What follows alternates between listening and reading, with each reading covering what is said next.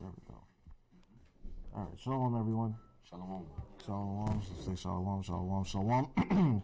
First, of course, I want to give all honor, praise, glory to the Most High God, Yahweh, and His anointed Holy Son, Hamashiach Yahawashi, whom the world obviously calls Jesus Christ.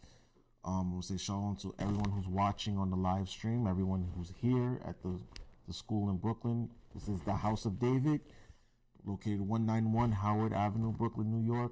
Again, 191 Howard Avenue, Brooklyn, New York. My name is Yarapah. I will be presiding over today's main Sabbath day service. We host Friday night Sabbath day classes, Friday night classes from approximately, let's say about 7 p.m. to about 10 p.m. And then we host our main Sabbath day services from 12 p.m. Saturday afternoon to approximately 3 p.m. Please come join us at the school. Please come congregate with us. We welcome all Israelites. We welcome our people who are trying to learn, people who are trying to fellowship, people who want to know the truth about the Bible. So we encourage all Israel to come and fellowship with us. Again, my name is Yarapah. Now we're presiding over today's Sabbath day service. We are in the second day of the Feast of Lights, or Feast of Dedication, called Hanukkah, right? Khan.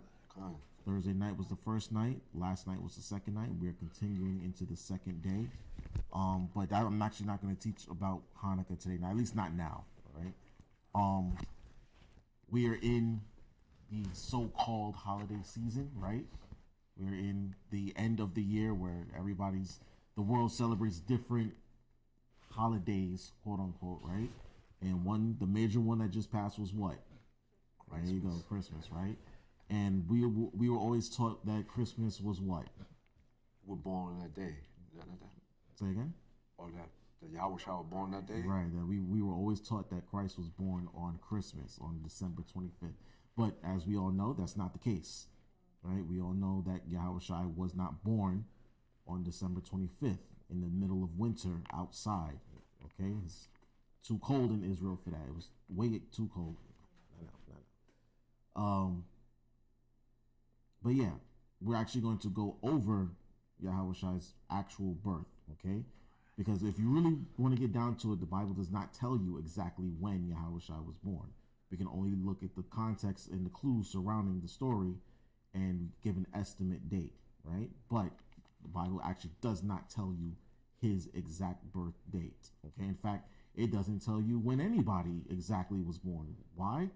Because we know that celebrating birthdays and things like that is carnal. It's, so if the Most High wanted us to know exactly when Yahawashi was born, then he would have told us. But because he didn't, we should know that December 25th is not the actual day, right? But what we're actually going to do is going to read the story of Yahawashi's birth and see how the actual story played out, because there's a lot of misconceptions about Yahawashi's birth and his, the story surrounding his nativity that people get confused, and the world just runs with it. So it's time to clear up the misconceptions about it, all right? So we're going to jump back and forth between Luke and Matthew, and we're going to try and piece together the story, all right? So I want y'all to bear with me, take notes. If you have any questions, hold on to them towards the end, and then we'll try to go back and forth and try to clear it up, any ideas that your brothers and sisters may have. Okay, so we're going to look at it from Matthew and Luke, and we're going to also look at it from the perspective of, bless you, we're going to look at it from the perspective of Mary, his mother, and Joseph, his father. Okay, and then how the story plays out, how the Most High actually orchestrated this entire thing, and how man played a role in it, or man's role in his birth. Okay, so I want you to start with Luke chapter 1 verse 5. We're gonna do a lot of reading, so that's why I want y'all to bear with me and hold y'all questions to the end. Okay, Read out the book of Luke in the King James Version of the Bible, chapter 1 verse 5. There was in the days of Herod, the king of Judea, a certain priest named Zacharias. Right, so it says in the days of Herod, the king of Judea. Now we all know that Herod was not a legitimate king of Israel, right? Why? Because he was an Edomite. Okay, so this was obviously the first century AD, quote unquote, where the Romans were basically running the world. It was during the Roman Empire, correct? And of course, Caesar had sent out his own cronies to rule different parts of the kingdom. Herod ruled over Judea and the rest of Israel, correct? All right. And then, of course, there was a certain priest named Zacharias, who was the high priest, obviously. Go ahead. No, he wasn't the high priest. I'm sorry. Keep going. A certain priest named Zacharias of the course of Abia, right? Abia was one of the different families of the priesthood that had different roles when it was their turn to minister in the temple. And if you want to read about that, you can read 1 Chronicles chapter 24. Okay, you can write that down about the different families of the Levites who had different roles in the temple and the daily ministrations. Okay, read on. And his wife was the daughters of Aaron, and her name was Elizabeth. Right, so he actually was married to one of the daughters of Aaron. So he was a Levite and she was a Levite. Okay, read on. And they were both righteous before the Most High Power, walking in all the commandments and ordinances of the Lord, blameless. Right, so they were living righteously. They were a righteous couple. They were a special people. They were a beautiful couple that followed the Most High's daily ministrations to the T. That's what it says. They followed the Lord blamelessly. Okay, you always want to be found blameless before the Most High. All right, and it doesn't mean that they weren't perfect. I mean that they weren't perfect, but it means that they followed as closely as they could. They kept the commandments. He kept his charge. Okay, she followed her husband in the daily ministrations. All right, go ahead. And they had no child because that Elizabeth was barren. And they both were now well stricken in years. Right, so they were old. They were an old couple, right? Go ahead. And it came to pass that while he executed the priest's office before the Most High Power in the order of his course, according to the custom of the priest's office, his lot was to burn incense when he went into the temple of the Lord. And see, so his job was to burn the incense. Okay, that was his job. Like I said, you can read 1 Chronicles chapter 24. You can also read 2 Chronicles chapter 8 about the different offices of the priesthood. Every priest did not do the same thing. Some burned incense, some laid out the showbread, some did the sacrifices. His job was to burn the incense. Okay, read on. And the whole multitude of the people were praying without at the time of incense. Right, so when the incense was burning, the people were outside praying. In fact, if you're reading, I think it's Revelation, where's that been, where it says that the incense carried the prayers up to heaven? The 6th chapter? Let me see if I can find it real fast. Yes, read Revelation chapter 6, verse 8. Verse 3 or 8? Verse 8. 8. The book of Revelation, chapter 6, verse 8. And I looked, and behold, a pale horse. Revelation 5, verse 8. I'm sorry. Start at 5? Yeah, 5, verse 8. The book of Revelation, chapter 6, verse 5. No, chapter 5, verse 8. Oh, pardon me. Chapter 5, verse 8. All right. The book of Revelation, chapter 5, verse 8. And when he had taken the book, the 4 beasts and 24 elders fell down before the Lamb. Before the Lamb. So John's seeing a vision of the 4 beasts and the 24 elders that fell before the Lamb, which is Yahawashi, right? Go ahead. Having every one of them harps. Right, harps, instruments, musical instruments. Go ahead. And golden vials full of odors. Right. Which are the prayers of saints. Right, so the vials are full of odors, meaning the incense was burning, and it carried the prayers of the saints before the Most High, right? All right, so let's go back to Luke, where it says that the incense was praying at the time of incense, meaning when he started to burn the incense, the people were outside praying because they knew that's what time it was. All right. Verse 9. No, verse 10. Verse 10. Okay. Again. Verse 10. Oh, yes, right. We have the book of Luke, chapter 1, verse 10. And the whole multitude of the people were praying without at the time of incense. Go ahead. And there appeared unto him an angel of the Lord standing on the right side of the altar of incense. Right, so an angel just appears out of nowhere at the altar next to Zacharias, right? Read on. And when Zacharias saw him, he was troubled. He was troubled, meaning he was scared, right? Go ahead.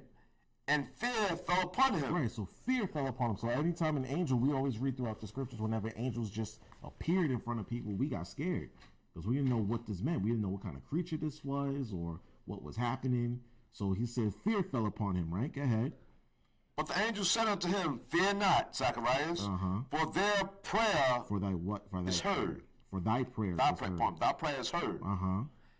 And thy wife Elizabeth shall bear thee a son, and thou shalt call his name John. Right, so obviously Zacharias and Elizabeth had a prayer.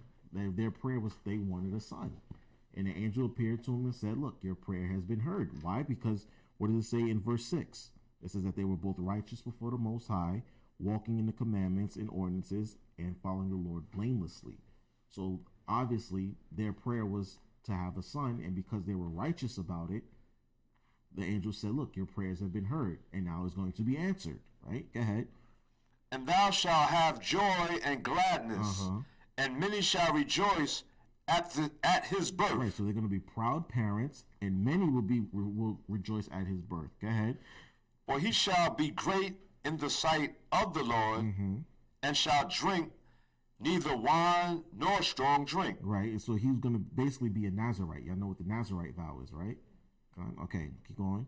And he shall be filled with the Holy Spirit, even from his mother's womb. Yeah, that's powerful. It said that he was going to have the Holy Spirit from his mother's womb, right? He was going to be born with it, okay? It wasn't going to be something that was given to him or something he had to earn. He was born with it to show you how special this child will be, right? Read on. And many of the children of Israel shall he turn to the Lord, their most high power. Right, so it says many of the children of Israel shall he return. Like he's going to be basically bringing a lot of children, a lot of our people to repentance. Okay, that was his daily ministration. All right, go ahead. And he shall go before him in the spirit and power of Elias. Right, so he was basically going to have the spirit of Elijah on him, and we come to find out that John the Baptist was Elijah. Okay, read on. To turn the hearts of the fathers to the children, and the disobedient to the wisdom of the just. Right, so his job was going to be to bring a lot of people to repentance, right? And to what else? Go ahead. To make ready a people prepared for the Lord. Right. So he was basically going to be prepared the way for Yahawashi. He was going to be the forerunner. He was going to be the opening act for Yahawashi, making people ready for his coming. Okay, go ahead. And Zacharias said unto the angel, whereby shall I know this? Right. For I am an old man, and my wife well stricken in years. Right, so Zach is like, how? How is this going to be? Now, notice how he's asking, how is this going to be? We're too old for this, right? We're too old to carry children. My wife is well stricken in years. She's barren. It's similar to who? You know, I was just thinking about it with Abraham. Exactly. It's the same thing that Abraham and Sarah went through. Yeah. We're too old for this. We're too old to have children. She's past her age. I'm past my age. We've been parents. I mean, we've been together for this long. Why now, basically, right? Read on. And the angel answering said unto him, I am Gabriel, that stand in the presence of the Most High Power. Right, so he starts to reveal himself as Gabriel. Gabriel is obviously one of the 7 archangels, right? So he stands in the presence of the Most High, right? Go ahead. And am sent to speak unto thee and to show thee these glad tidings. Right, so he's like, how am I going to know this? And he's basically telling me, like, I got this from the Most High directly, right? I came exactly from him to give you this message. So that's how you're going to know, right? Go ahead. And behold, thou shalt be dumb and not able to speak until the day that these things shall be performed. Right. Why? Because thou believest not my words, Go ahead. which shall be fulfilled in their season. Now check this out, right? Remember, what role does Zacharias play in Israel? What is he? Yeah, he's a priest, right? So he knows the power of the Heavenly Father, right? He deals directly with everything. He's in the temple. He has a job in the temple. He probably teaches, right? He does the prayers. He knows the Torah in and out, right? So if an angel comes to him and tells him, look, you're going to have a son. He knows the story of Abraham and Sarah, right? If he knows all of these things, why didn't he believe it? Right? So the angel telling him, look, you're going to have a son even though you're old, right? You know the story of Abraham and Sarah. You know the story of Isaac and Rebekah. You know all these stories from the time of old, right? So why is it that when I tell you that these things are going to happen for you, why don't you believe it? Right? So you see what happens when you don't believe? You see what happens when your faith is not there? Now, check that off, right? Zacharias did not believe it, right? He did not believe what he was being told. And yet, what did it cost him? It cost him the ability to speak, right? Mind you, he's a priest. He has to be able to talk to people. But yet, his unbelief caused him to lose the ability to speak for a while, okay? Now, keep that in mind. Now, when we get to Mary, and then when we get to Joseph, we're going to see what their responses were, all right? Read on. And the people waited for Zacharias and marveled that he tarried so long in the temple. Right, they were like, what's taking him so long, right? He's usually done by now. Like, what's taking him so long? Go ahead. And when he came out, he could not speak unto them. And they perceived that he had seen a vision in the temple, right? For he beckoned unto them and remained speechless. So he's coming outside trying to talk and making all these hand motions and gestures and right, and he can't speak to him. So they're like, okay, he witnessed something inside, like something went down in there. We just don't know what, right? Read on.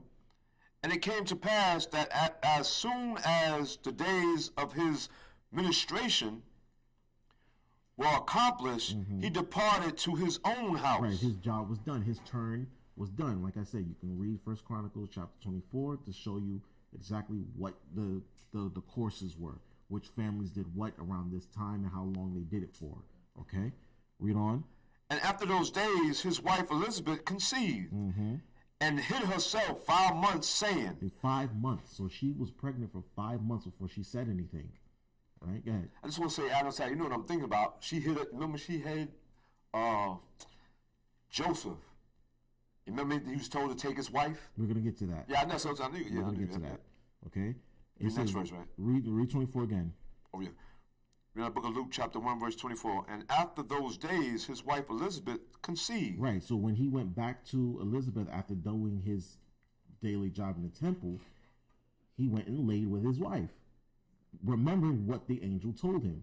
And of course, he can't speak now, right? So imagine what's going on between those two. And she's like, why aren't you saying anything? Why can't you speak? And he can't say anything, right? So read on. She hid herself for 5 months. She became pregnant and did not leave the house for 5 months. Didn't go out in public for 5 months. Where's Elizabeth? Where's she been? And remember, nobody can ask Zacharias where she's been because he can't say anything. Right? Read on. Thus hath the outer one, Lord, dealt with me in the days wherein he looked on me to take away my reproach among men. Right. So she got spiritual about it. And she said, this is what the Lord has done to me to take my reproach away from men. Remember, back then, it was a shame for a woman to not be able to have children. Right? It was a shame for them. If you could not have children, it was like damn, you know what I mean? But now she's like, okay, my reproach from among the men has been taken away, even in my old age. Right? Go ahead. And in the 6th month, the angel Gabriel was sent from the Most High Power unto a city of Galilee named Nazareth. Right. So now, Gabriel's on a mission. He's out here doing the work. Right. The Most High sent Gabriel not only to Zach, but now he sends her to who? Sends him to who? Right. Read on. To a virgin espoused to a man whose name was Joseph. Right, so a virgin espoused whose name was Joseph, right? Go ahead. Of the house of David. Of the house of David, right. And the virgin's name was Mary. Right, so Joseph was clearly her fiance, so to speak, right? Because it says it was a spouse, meaning she was promised to marry to him, right? This is 6 months after his ordeal with Zacharias, correct? So now that he's went from Zach to Mary now, and it says that she was a virgin.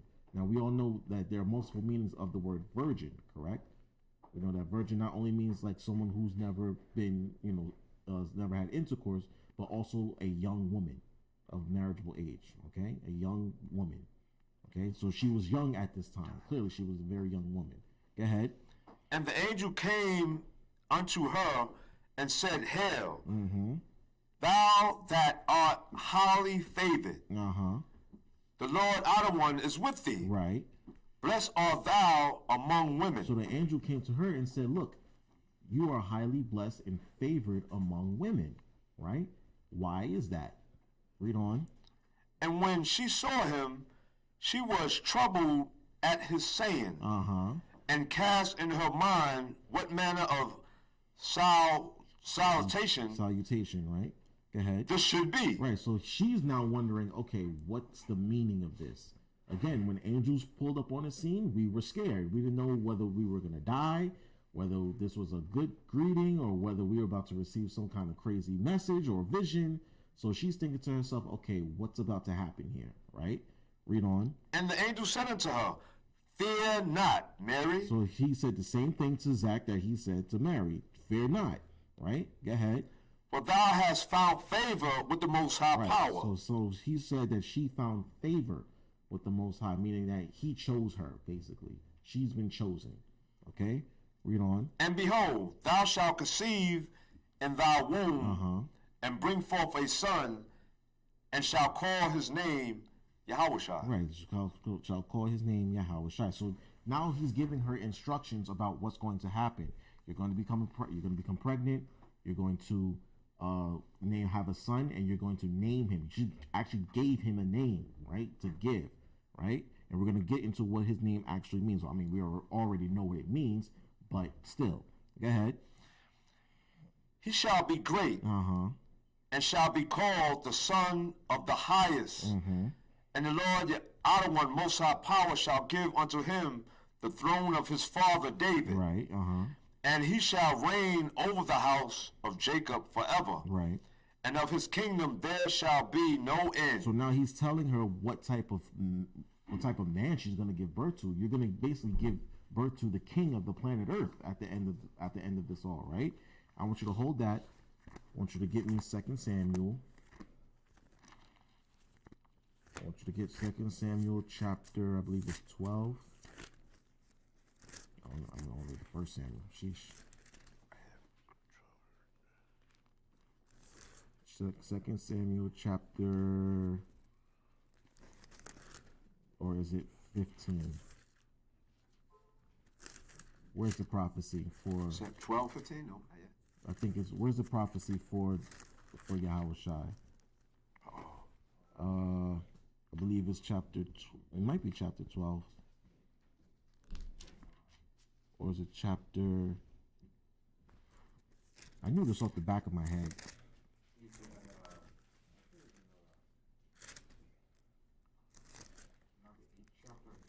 The 8th chapter? I knew it off the... Oh, I found it. 2 Samuel chapter 7, verse 12. That's what it was.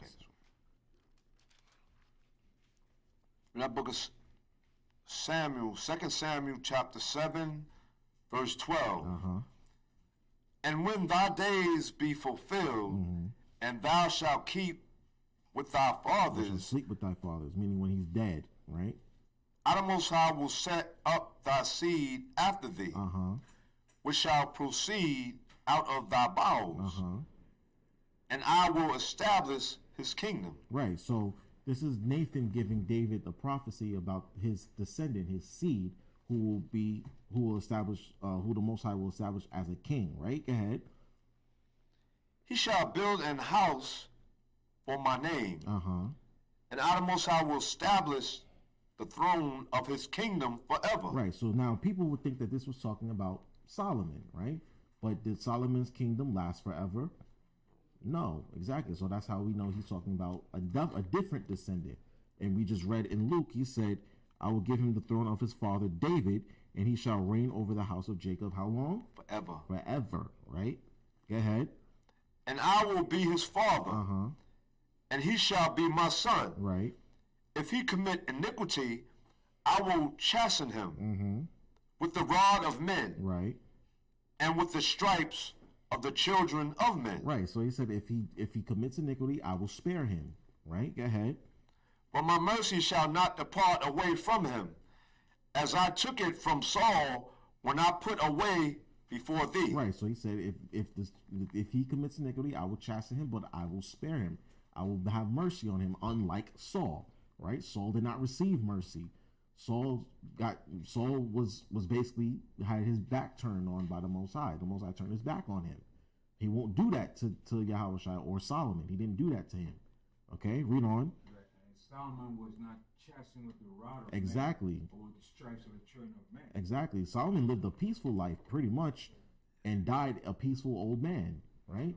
Yahawashi got beaten and bruised and bloodied, and we all know what happened to him. All right, so that's how you know we wasn't talking about Solomon here. He was talking about Yahawashi. And again, did Solomon's kingdom last forever? Nope. No. Okay, read on. And thine house and thy kingdom shall be established forever before thee. Thy throne shall be established forever. All right, so the house, they're basically telling the house of David will basically be the ruling family in Israel throughout history. And as we know, Yahawashi is a descendant of David. All right, so let's go back to Luke and read verse 33 again, please. Now the book of Luke, chapter 1, verse 33. Actually, read 32 also, please. Verse 32. He shall be great and shall be called the Son of the Highest. Right, he said he shall be great and shall be called the Son of the Highest, right? This is talking about, obviously, at that time, he was talking about the future, right? He's talking about in the end times today, too. Right, read on. And the outer one most high power shall give unto him the throne of his father David. See, we read that in 2 Samuel, right? Read on. And he shall reign over the house of Jacob forever. Right, the house of Jacob forever, right? Hold on to that. Go to Daniel, the book of Daniel. I want you to read chapter 2. And I want you to read verses. I just read verse 44. Please. The book of Daniel, chapter 2.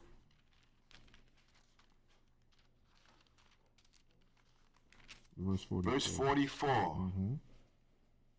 And in the days of these kings shall the most high power of heaven set up a kingdom. Right, this was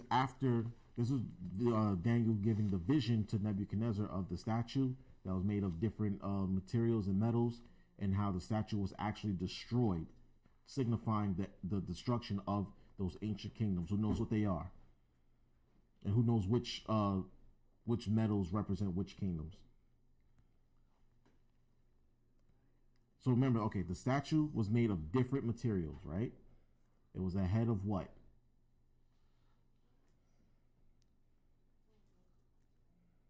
Come on, I know y'all know.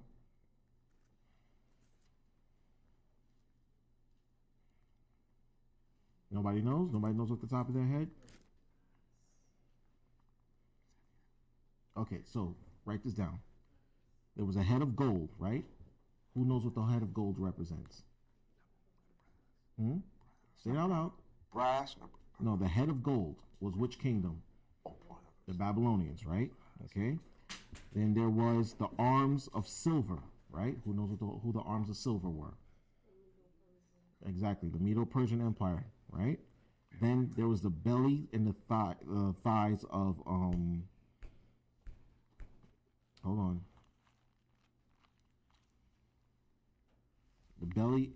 The thighs and the belly made, I think it was brass. Yes, it was made of brass. Who knows who that were?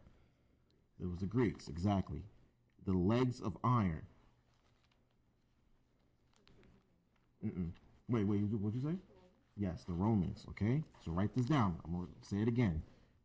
The head of gold was the Babylonians, right? Then the arms of silver were the Medo-Persians, okay?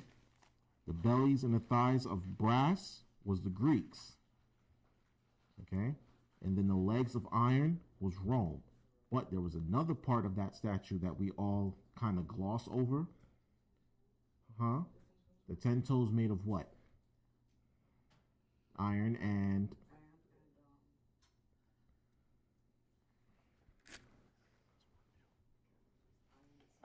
it was iron and what can you mush in your hands?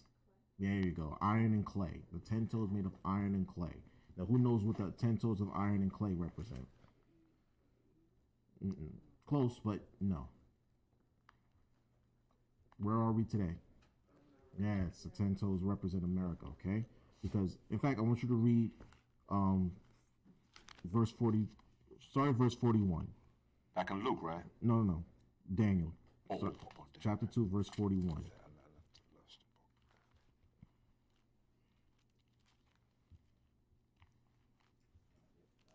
The 10 toes is a resemblance of the same thing as The 10 horns in Babylon. which is the EU. The EU and more, and including America. But not so much America, because No. they're the one that's going to crush America. Yes. Right. Toes. The 10 toes, yes. Read on.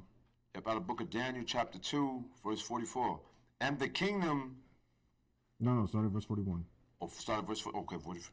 Read the book of Daniel, chapter 2, verse 41. And whereas thou sawest the feet and toes, part of potter's clay, And part is clay, right? and part of iron, And part of iron, the kingdom shall be divided. Right, the kingdom's going to be divided. The EU is definitely divided, right? Is it not? The EU, Britain broke off from the EU, right? They don't use their currency anymore. Y'all remember Brexit, right? Britain exited from the United Kingdom and the EU, right? They left them. They said we don't want to deal with y'all no more, right? Read on. But there shall be in of the strength of the iron, for as much as thou sawest the iron mixed with miry clay. With miry clay. So he's basically saying the strength of the iron is their military force, right? Rome had a very, very strong military, to the point where that's how they conquered kingdoms, through military force, right? So he's saying that they used the same tactics, the same military force that they used back in Rome, right? Go ahead. And as the toes of the feet were part of iron and part of clay, so the kingdom shall be partly strong and partly broken. Right. See, again, they're fractured. They're a strong kingdom, but they're also a fractured kingdom because they don't get along. There's no unity. They're strong militarily. Right. They're strong militarily, but in every other facet, their culture, their ways of life, they're fractured. Okay, read on. Can I say this too? Absolutely. When he started with the Babylonians, the depreciation of The materials. the materials Yeah. started to depreciate. He started with the gold, and he went down to the brass. What is Brass, brass? yeah. You know what I mean? Down to iron, Down to clay. and then down to clay. Exactly. So it shows you the depreciation, like Ben said, the depreciation of the status of these kingdoms. Right. Read on. And whereas thou sawest iron mixed with miry clay, they shall mingle themselves with the seed of men. Right. See, and that's what the EU has done. And same thing with America. We have mixed everybody. Everybody's here. We're the great big melting pot, right? So called. There's every nationality, every kindred, every tongue is here and in the EU, right? Everybody. And we do not get along. You cannot mix these things. That's why the Lord told you, don't mix and mingle with these people. They're not supposed to be. We're supposed to be in our own little pockets in the world. We all have our own little portions, but yet Esau just wants to mix and mingle with everybody, and it was not to be so. Okay? And also, too, he left his seed. By him doing that was a strategic, economic, and military way of leaving his seed to control the resources of those nations that he left. Absolutely. He left over. In every country in the world, he left his seed there to control the resources in South America, in Africa, wherever. He left his descendants up here to control. And then they're known as oligarchs or plutocrats or aristocrats to control the resources and wealth of those countries. and every country hates it. They hate that there's a U.S. embassy in every country, right? And they hate it. They hate that their Americans are there. They hate that Britain is there. They hate that the French are there. They want them out of their country and stop taking their resources, right? So it says, even though it says they shall mingle themselves with the seed of men. Every country has a U.S. embassy in it. There's every form of nationality and ethnicity and race. They're here in America and in the EU. We're everywhere, right? Go ahead. But they shall not cleave one to another. See, it says they shall not cleave one to another. Like, remember in the beginning, it says, when a man leaves his father and mother, he shall cleave unto his wife to become one, right? He's saying here, we're not going to be doing that, right? We can't do that with each other. We cannot cleave unto these other people. We won't. We can't get along, right? Read on. Even as iron is not mixed with clay. Right, you can't mix iron and clay. They're not going to become a new substance. The clay is going to go overtake the iron or vice versa. It's not going to hold. It's not going to combine. Right? The clay will deteriorate the iron, if anything. All right? Now, read on. This is what I really wanted to get to. Go ahead. And in the days of these kings shall the Most High Power of heaven set up a kingdom which shall never be destroyed. It shall never be destroyed. Remember, the angel told Mary that the house of Jacob will reign forever, and he will reign over it. Your son is going to reign over the house of Jacob forever. Now, imagine being told this, right? Sisters, imagine being told that your son will be the king of the world, right? Make you proud, right? Or at least it should. It should make you proud, right? Go ahead. And the kingdom shall not be left to other people. Right, so the kingdom will not be left to other people. It will be an Israelite kingdom. Okay, it will be a kingdom of Hebrews. It's not going to be a kingdom of all nations. It's not going to be a kingdom of Edomites. It's going to be a kingdom of Israelites. Okay, Israelites will run the world. All right, so get ready for that. Okay, read on. But it shall break in pieces and consume all these kingdoms. Right, it's going to break, and we're going to put the other nations down, and we're going to put them in subjection, and they will listen to us and Yahawashi. Okay, ain't going to be no diplomacy or diplomacy, no democracy. It's not going to be any of that. It says it's going to break in pieces and consume them, meaning we're going to put them down. If they don't want to worship and bow down before Yahawashi, we will put them down. Okay, that's something to look forward to, because they did it to us, right? They did it to us. If we didn't want to listen to them, guess what they did? They put us down. They slaughtered our people. They slaughtered our women, our children, and made an example of us. Okay, it made us worship their images, made us worship their white. Shalom, brother. Made us listen to all of their worship their gods and worship their religions and whatnot. We're gonna do it right back. Okay, but we're gonna do it in righteousness, because we're gonna be worshiping the one true God. Okay, all right. Finish the verse. And it shall stand forever. For as much as thou sawest that the stone was cut out. You don't have to read 45. Let's go back to Luke. But yeah, y'all gonna see that Yahawashi is going to establish that kingdom. Shalom, brother. Yahawashi is going to be the leader of that kingdom. There's going to be no end to it, meaning it's going to reign forever and ever. It won't be toppled over. There won't be no coups, okay? There won't be any insurrections in that kingdom. It's going to stand forever, all right? Read on. And go back to Luke and read 33 again, please. Verse 33, read the book of Luke, chapter 1, verse 33. And he shall reign over the house of Jacob forever. And of his kingdom there shall be no end. There shall be no end, right? Go ahead. Then said Mary unto the angel, how shall this be, seeing I know not a man? Right, so it says, she said, how is it going to be? She asked the same question that Zach asked. She said, well, from a different perspective. She said, how? Right? How is this going to be, seeing I know not a man? Now, remember, it says in verse 27 that she was espoused to Joseph, but they hadn't come together yet. They hadn't laid together yet. So she's thinking, how? I'm still a virgin. I'm young. I'm not even married yet. How is this going to happen? Right? But look at the way that she asked, right? Zach asked, like, I'm too old for this. How is this going to happen? Right? But she's just thinking, okay, how is, like, what's going to happen here? How is this all going to play itself out? Zechariah is just like, I'm too old for this. I don't think this is going to happen.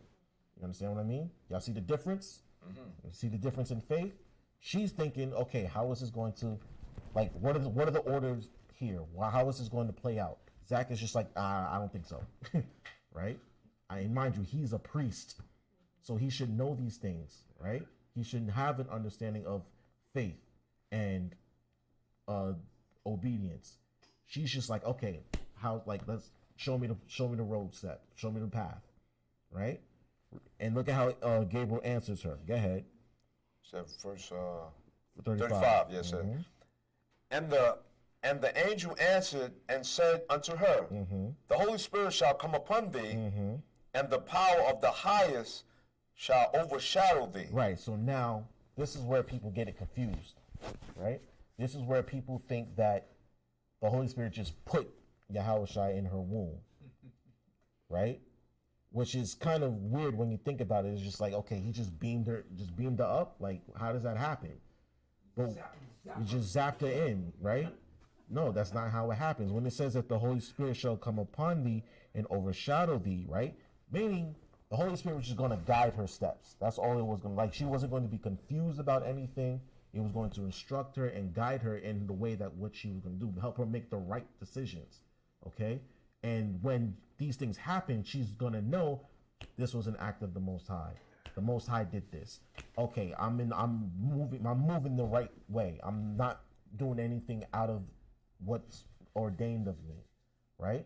So sometimes when we make decisions, we're wondering, okay, is this an act of the Most High? Is this what the Most High wanted from me? Or is this something I'm doing on my own? She didn't have to wonder that because she was being told what was going to happen, that these things were going to happen for her, and this is how.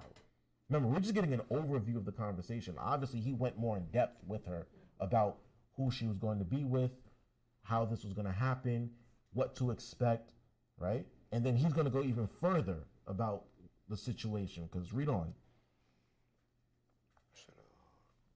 Finish at verse 35. No, Finish 35. Yeah, 25. Now I'm going to start over. In Luke 1, verse 35. And the angel answered and said unto her, the Holy Spirit shall come upon thee, and the power of the highest shall overshadow thee. Right, so the Most High was going to directly intervene in this. That's another thing. He was actually going to perform this thing directly. Okay, that's what also makes it a miracle. All right, and when we go into Matthew, we're going to go over that also. Read on. Therefore also the holy thing which shall be born of thee shall be called the Son of the Most High Power. Right, go ahead. And behold, thy cousin Elizabeth, she hath also conceived a son in her old age. Right, and he gave her more clarification. He gave her more confirmation too, and said, look, your cousin in her old age is conceived too. So he gives her more confirmation for her faith. Because if she's going to hear that, she's like, wow, Elizabeth's been begging for a child since she was my age, right? And now she's old and she's pregnant. Oh yeah, this is definitely happening. If it can happen for her, it can happen for me, right? Go ahead. And this is the 6th month with her. Right, she's been pregnant for 6 months now, right? You haven't spoken to her in over 6 months, but she's 6 months pregnant, right? Go ahead. Who was called barren. All right, go ahead. But with the Most High Power, nothing shall be impossible. Now that's faith right there. And he's telling her, look, with the Most High, anything is possible. And go ahead, Zach. I was going to say it, but realized it was coming up. But then, so if it's nothing with the Most High is impossible, does that mean it's possible? It's all possible. All possible. What? Go ahead. I didn't realize that. And look at how she responds. This is how we always want to respond to these things. Go ahead. And Mary said, behold, the handmaid of the Lord outer one, be it unto me according to thy word. Right, she said it is so. She agreed immediately. She didn't think about it. She didn't stutter on it. She didn't stammer. She said, let it be so. Right? That's the type of faith that you want to have when the Most High makes his petitions, I should say, of you. When he tells you that certain things are going to happen for you, you should be like, okay, I'm on board. All right? Read on. And the angel departed from her. And Mary arose in those days and went into the hill country with haste. Into the city of Judah. Into a city of Judah. Now, where into the city of Judah, I think she went? Right? Go ahead. And entered into the house of Zacharias and saluted Elizabeth. She saluted her cousin, right? Go ahead. And it came to pass that when Elizabeth heard the salutation of Mary, the babe leaped in her womb. Right, the babe leaped in her womb. So the baby started kicking in her stomach, right? Mind you, she's 6 months pregnant. So John in her stomach is jumping for joy, right? Go ahead. And Elizabeth was filled with the Holy Spirit. And she spake out with a loud voice and said, Blessed art thou among women. So she started to prophesy, basically. Go ahead. And blessed is the fruit of thy womb. And whence is this to me, that the mother of my Lord Adawan should come to me? Right. Now, was she told that that Mary was going to be the birth of the mother of the Messiah? Did anybody tell her that? No, the Most High told her that. Right? Flesh and blood didn't reveal it to her, but the Father did. Right? Go ahead.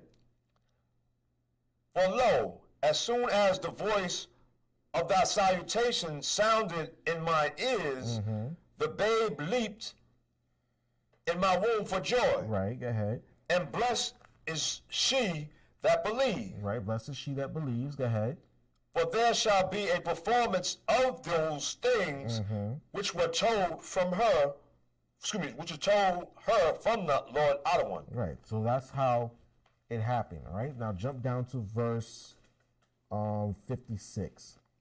That book of Luke, chapter 1, verse 56. And Mary abode with her about 3 months and returned to her own house. Right, so she abode with her she stayed with them for 3 months, right? She stayed with them for 3 months. Keep that in mind. Now, I want y'all to jump to Matthew. We're going to go to Matthew, right? And we're going to start at chapter 1, verse 18.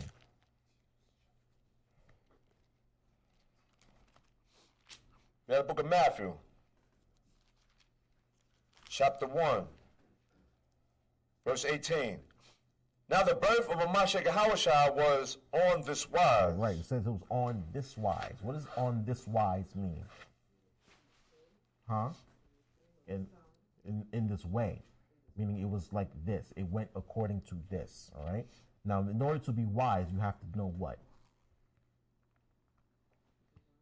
In order to know, wisdom according to the Bible is knowing what?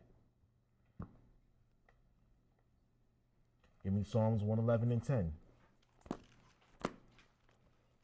Psalms chapter 111, verse 10.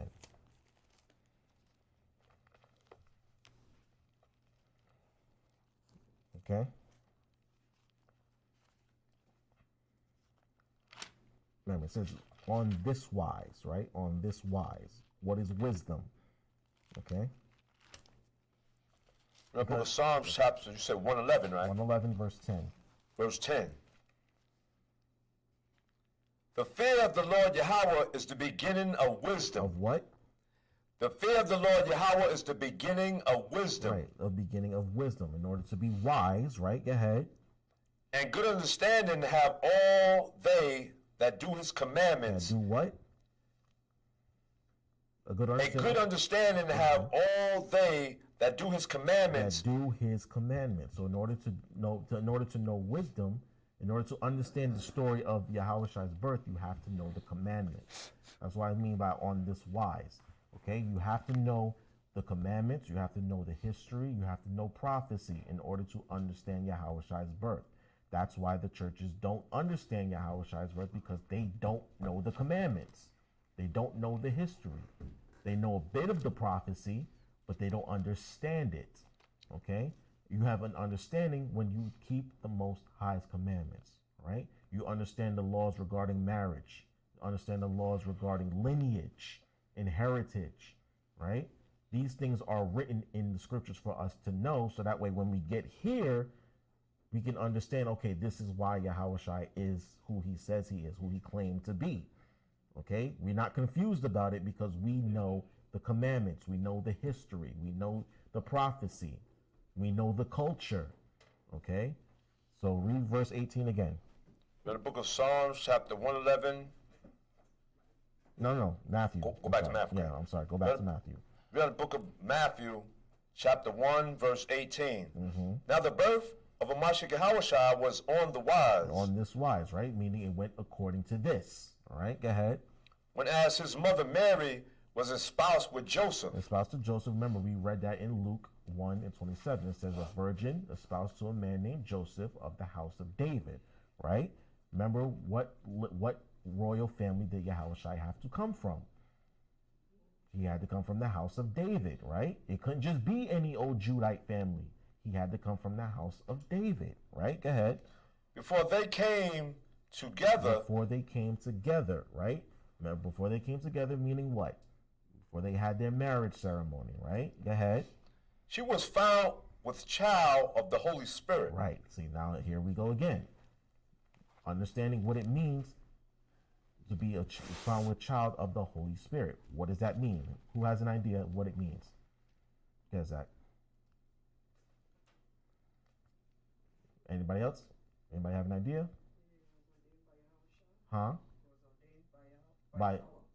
There you go. Not only that, but what happened? What did the Most High do?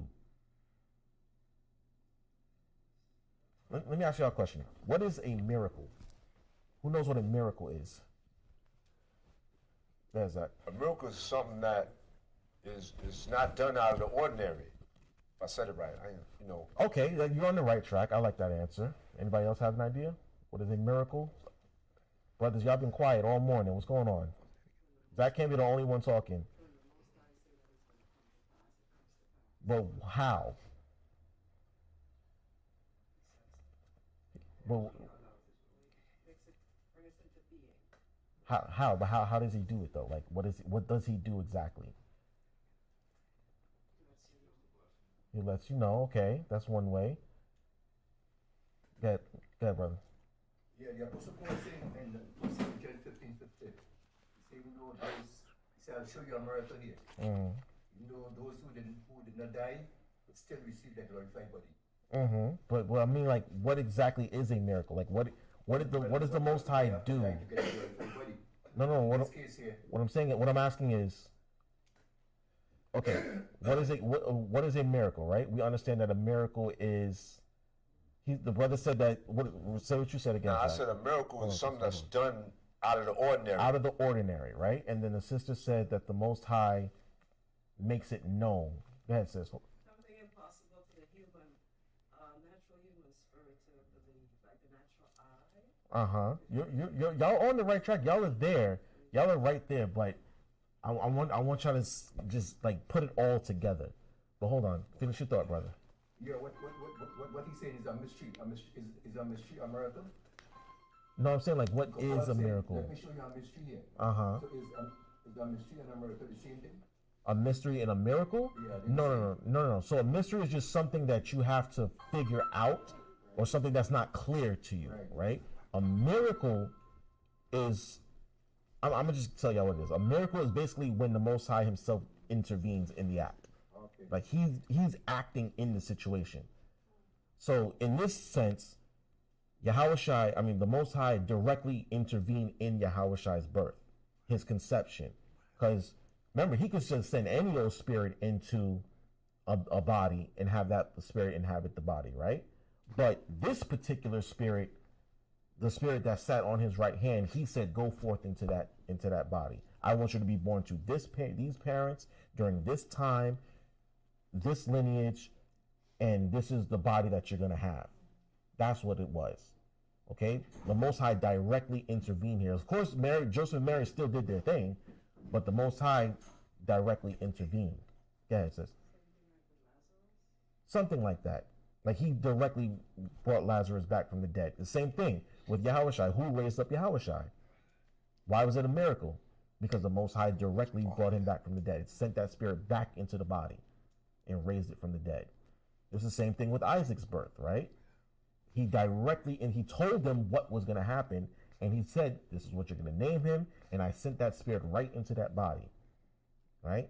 So that's what it is. That's what happens when the Most High directly intervenes in a situation, especially in a situation that seems incredibly impossible, like you mentioned earlier, right?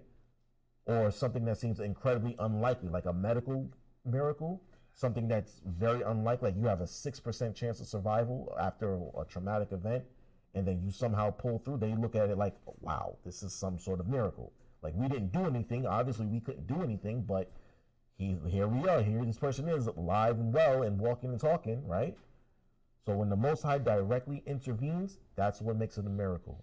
Or a fulfillment of prophecy. Okay, you can write that down too. Yeah, Zach. Just like our deliverance occurred here. Exactly, it's going to be a miracle. Destruction is going to be a miracle. It's going to be a miracle. The Most High is directly going to intervene in the situation. A lot of times, the Most High is hands off, right? He lets us to our own devices, and that's why a lot of times, like when we have children, some of them got it, some of them don't, right? Because the Most High said, no, I want that one, that one, you know what I mean? That one's no good. But directly, I want this one is the one I want. I choose this one, and I'm going to use that one, right? So when they gave the prophecy, right? Of course, there are many of our people back then, brothers, many of our ancestors thought that the Messiah was going to come during this time.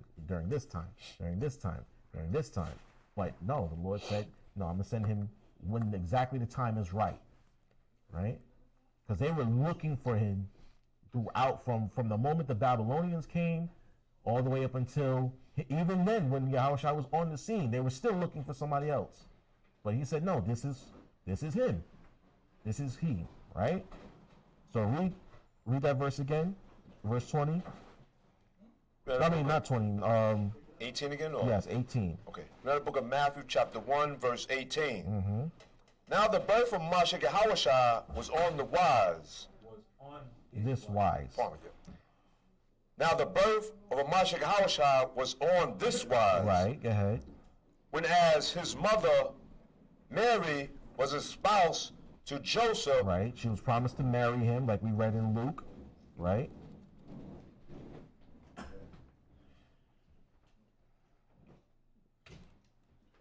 Go ahead.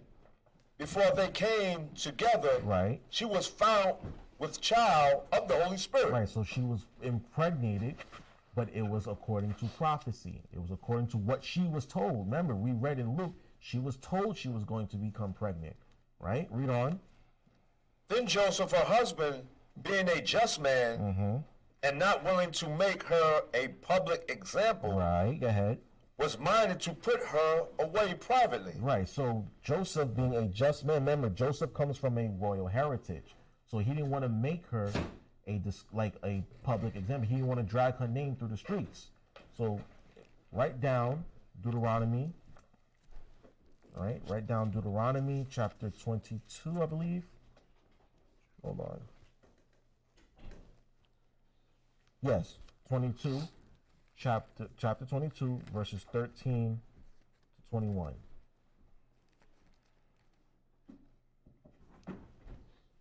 Right?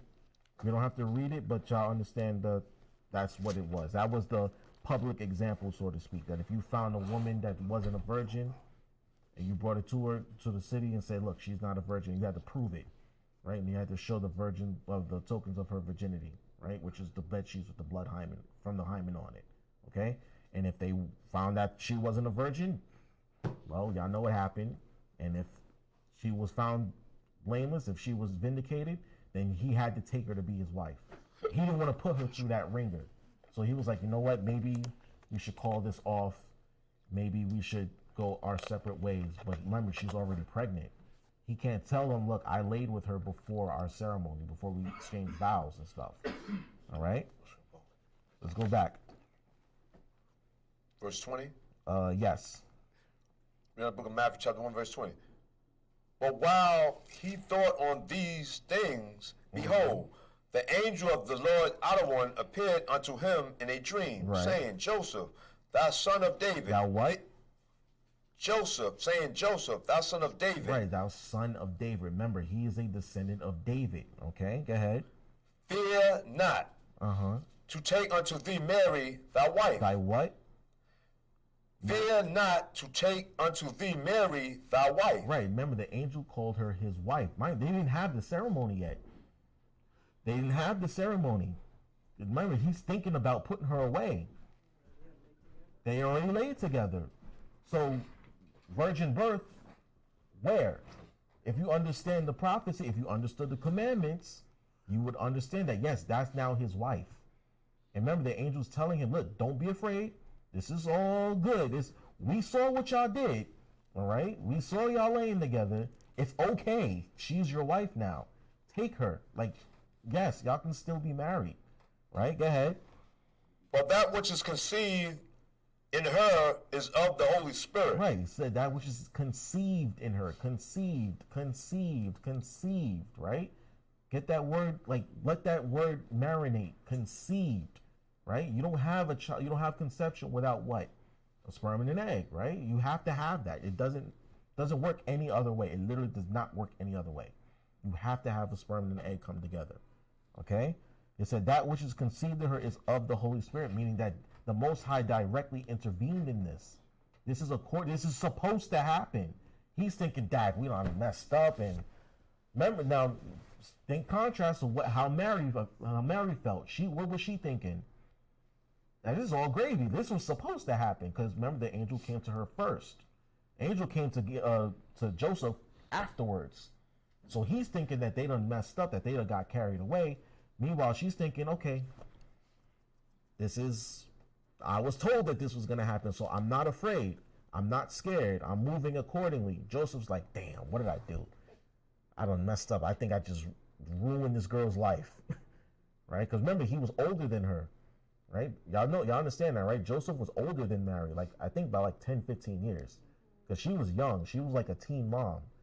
And Joseph like maybe my age. So it was like that. I probably gonna ruin this young girl's life.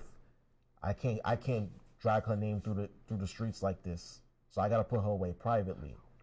But meanwhile, Mary's thinking, the Most High is with me. And Joseph thinking, nah, I done messed up. Right? Read on. So, verse 21.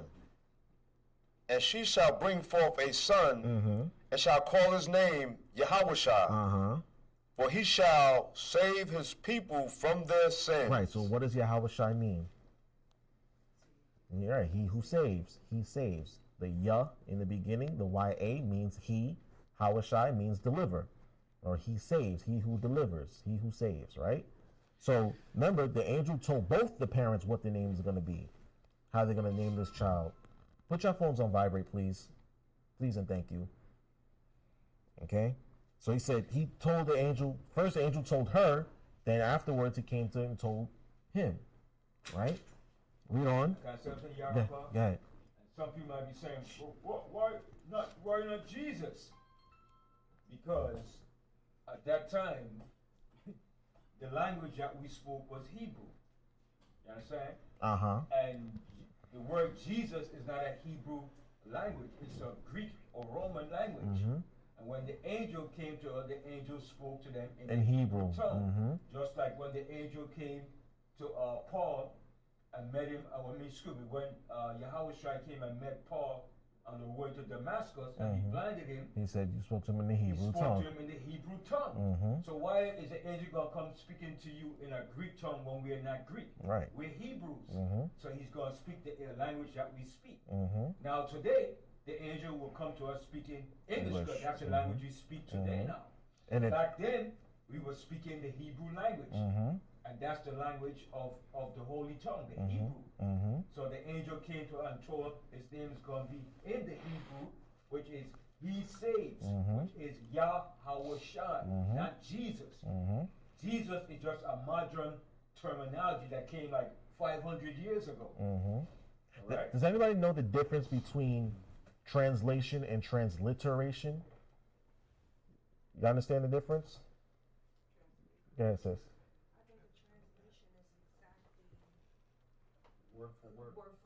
Transliteration is just getting something that's close to it. Like there was probably not something that matched that, so it's just as close as it can be. Something like that. So translation is like, yes, a word for word, like what this word means in another language, right? So Yahawashi, what does it mean in English? Right, he who saves, right? He saves, he delivers. But how do you say Yahawashi in English? Anybody know? See, there you go. There's a difference. You say Yahawashi in English, to say Yahawashi in English is Joshua. That's if he was on the earth today, we would be calling him Joshua, so to speak. All right, we will obviously call him Yahawashi, but that's how you say Yahawashi in English. Now, when they transliterated it to Greek, right, it was Iesus, right? But now, how do you say Iesus in English? It means the same thing, but how do you say it? Not Yahshua, no. No. How do you say Iesus in English? Jesus. Okay? That's how it means he who saves, but how we say it, how we pronounce it is different. Okay? So translation is what it means in another language. Transliteration is how it's pronounced in another language. Okay? So when we say Yahawashi, we're going back to its original language. What his name actually means, or how we actually pronounce his name in its original language, is different than how we pronounce it today, but it all means the same thing, right? Just like if you say hello, right, it means hello. But how do you say hello in Spanish? Hola, right? That's how we say it. But it all means the same thing. It's a greeting, right? Okay, understand? Go ahead, I won't say pertaining to that. You know how a lot of the words be broken down? I remember I said to my biological father, who would take the eighth letter of the alphabet and come with the word hello? I don't say hello. Listen, H-E-L dash, L is low, am I right? But it's okay if you say it, but that's just me. You say hi, I know I wish we know he didn't say shalom. Right, so in essence, that's the difference between translation and transliteration. We say Yahawashi and it means he who saves, right? He who delivers. That's what it means, okay? And then how you say it in English is Joshua. That's just English. That's how you say Yahawashi in English.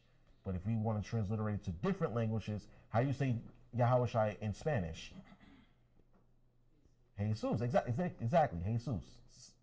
Same thing. Same name, same meaning, just pronounced differently.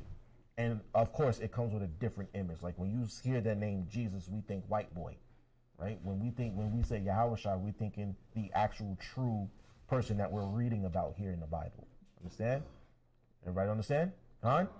All right. What you're saying, that his name in English would be Joshua. Mm-hmm. When you read the book of Hebrews, the 3rd chapter, it tells you that it was Joshua that gave them rest. When you read the book of Hebrews, the 3rd chapter. But but when you actually read that, it says Jesus, right? But we're talking about a different person completely. We're talking about Joshua, the son of Nun, right? But if we say Yahawashi, that's why we make that differentiation, okay? Just so that we understand who we're all talking about here. It says if Jesus had given them rest, but he was talking about Joshua, the son of Nun, in the wilderness from the tribe of Ephraim. All right? Everybody understand? Everybody on the same page? All right. Read verse 21 again, please. Yep. The book of Matthew, chapter 1, verse 21. And she shall bring forth a son, and shall call his name Yahawashi. For he shall save his people from their sins. Now all this was done that it might be fulfilled, which was spoken of the other one by the prophet, saying, Behold, a virgin shall be with child, and shall bring forth a son, and they shall call his name Emmanuel. Right, that's Isaiah chapter 7 and verse 14, if y'all want to write that down, okay? Isaiah chapter 7, verse 14. Read on. And his name shall be called Emmanuel, which being interpreted is the Most High power with us. Right. Emmanuel is one of the many titles that he's given, meaning the Most High is with us. The power is with us in the form of Yahawashi. All right. Now read on. Then Joseph, being raised from sleep, did as the angel of the other one had bidden him. So Joseph was obedient, right?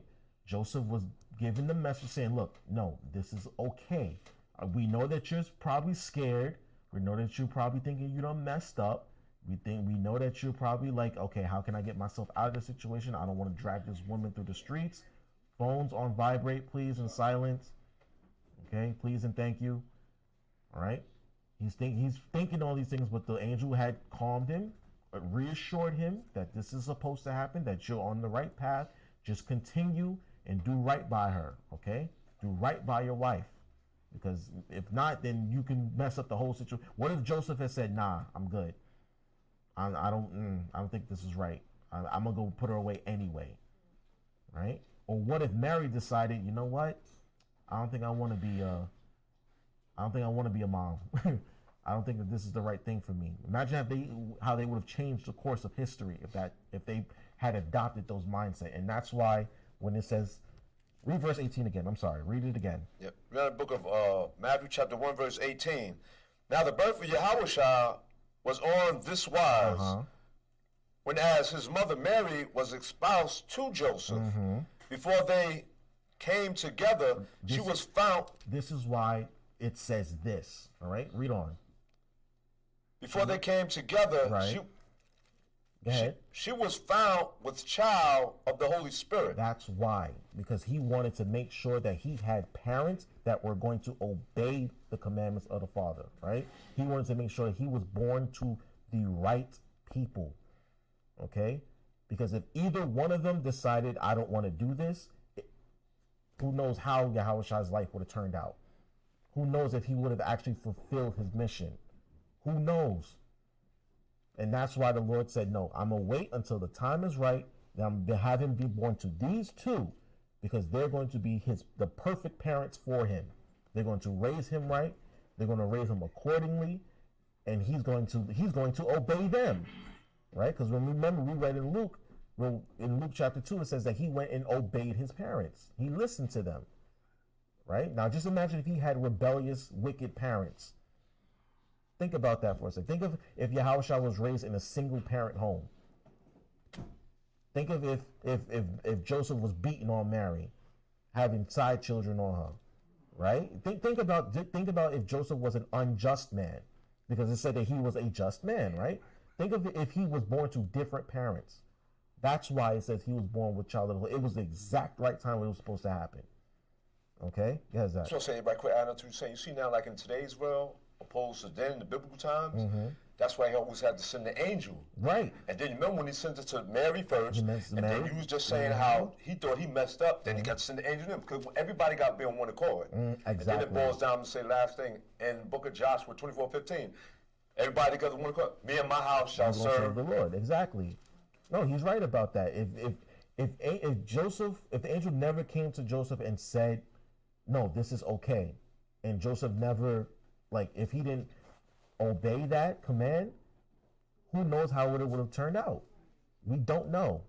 And thank God we'll never know, because it didn't happen that way. It happened exactly how it was supposed to happen. All right? Did we finish the chapter? No. Okay, read verse 24, no? Yes, read verse 24. We got the book of Matthew chapter 1 verse 24. Then Joseph, being raised from sleep, Joseph, being raised from sleep, did as the angel of the Lord out of one had bidden him, and took unto him his wife, and knew her not till she had brought forth her firstborn son. Right. So now people get confused about that, because that's where they think, oh, he never laid with her at all. No, it was just that once he found out that she was pregnant, he stopped laying with her. That was it. He stopped, because now he understands, okay, there's a baby in her, and it's not just some ordinary child. So I'm not going to just be all up in her throughout her entire pregnancy. No, I'm gonna wait. We're going to do this right. We're going to prepare for this pregnancy, and then we're going to go from there. Right? That's all it means. It doesn't mean that he never laid with her. Okay? Because clearly he laid with her, because scriptures clearly say that he's Yahawashi's dad. All right? So, Yarapah. Huh. Now, the question that people ask, so if my wife is pregnant and she wants some action, I can't have no action with her? Listen, I like today. there are some people who do. All right? There are some couples who still get down while they're pregnant, okay, while the woman is pregnant. I'm not going to tell you yes. I'm not going to tell you no. I'm going to say, proceed with caution. Absolutely. Because, listen, I don't know why, but some men like it when their woman is pregnant. She's more radiant. She glows more, and it just turns them on. I don't know. I've never done that before. So, like Ben said, proceed with caution, okay? But Joseph here, he said, okay, it's a full-blown stop. All right? Like I said, but that's your prerogative. There's no law saying whether you can or not. So it's up to you to use proper discretion. But there is a protocol for after the baby's born, okay? Doctors tell you, look, wait 6 weeks because her uterus is getting put back together. It's going to be rough on it. And the scripture tells you that. And the scriptures tell you too. Yep. Depending on the gender of the child, there's a certain amount of time that you have to wait. Okay, that's what they call her uncleanness. You know what I mean? You have to wait 40 days for a man child, 80 days for a woman. Okay. Other than before that, proceed with caution. Everything is like recovery. Yeah, it's a recovery process. Yes. Okay. Remember, her body just underwent through a traumatic experience. Okay. A lot of effort, a lot of blood gets lost. And remember, the uterus expands during the pregnancy, so it has to get put back together. Has to. It takes time. All right? So we finished chapter 1, right? In Matthew. Now we're actually going to get into the nativity, the birth. Okay? So let's go back to Luke. Right? Back to Luke. And we're going to go to chapter 2, verse 1.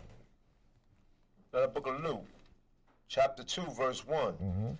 And it came to pass in those days that there went out a decree from Caesar Augustus. Right. Caesar that was all the world. Go ahead.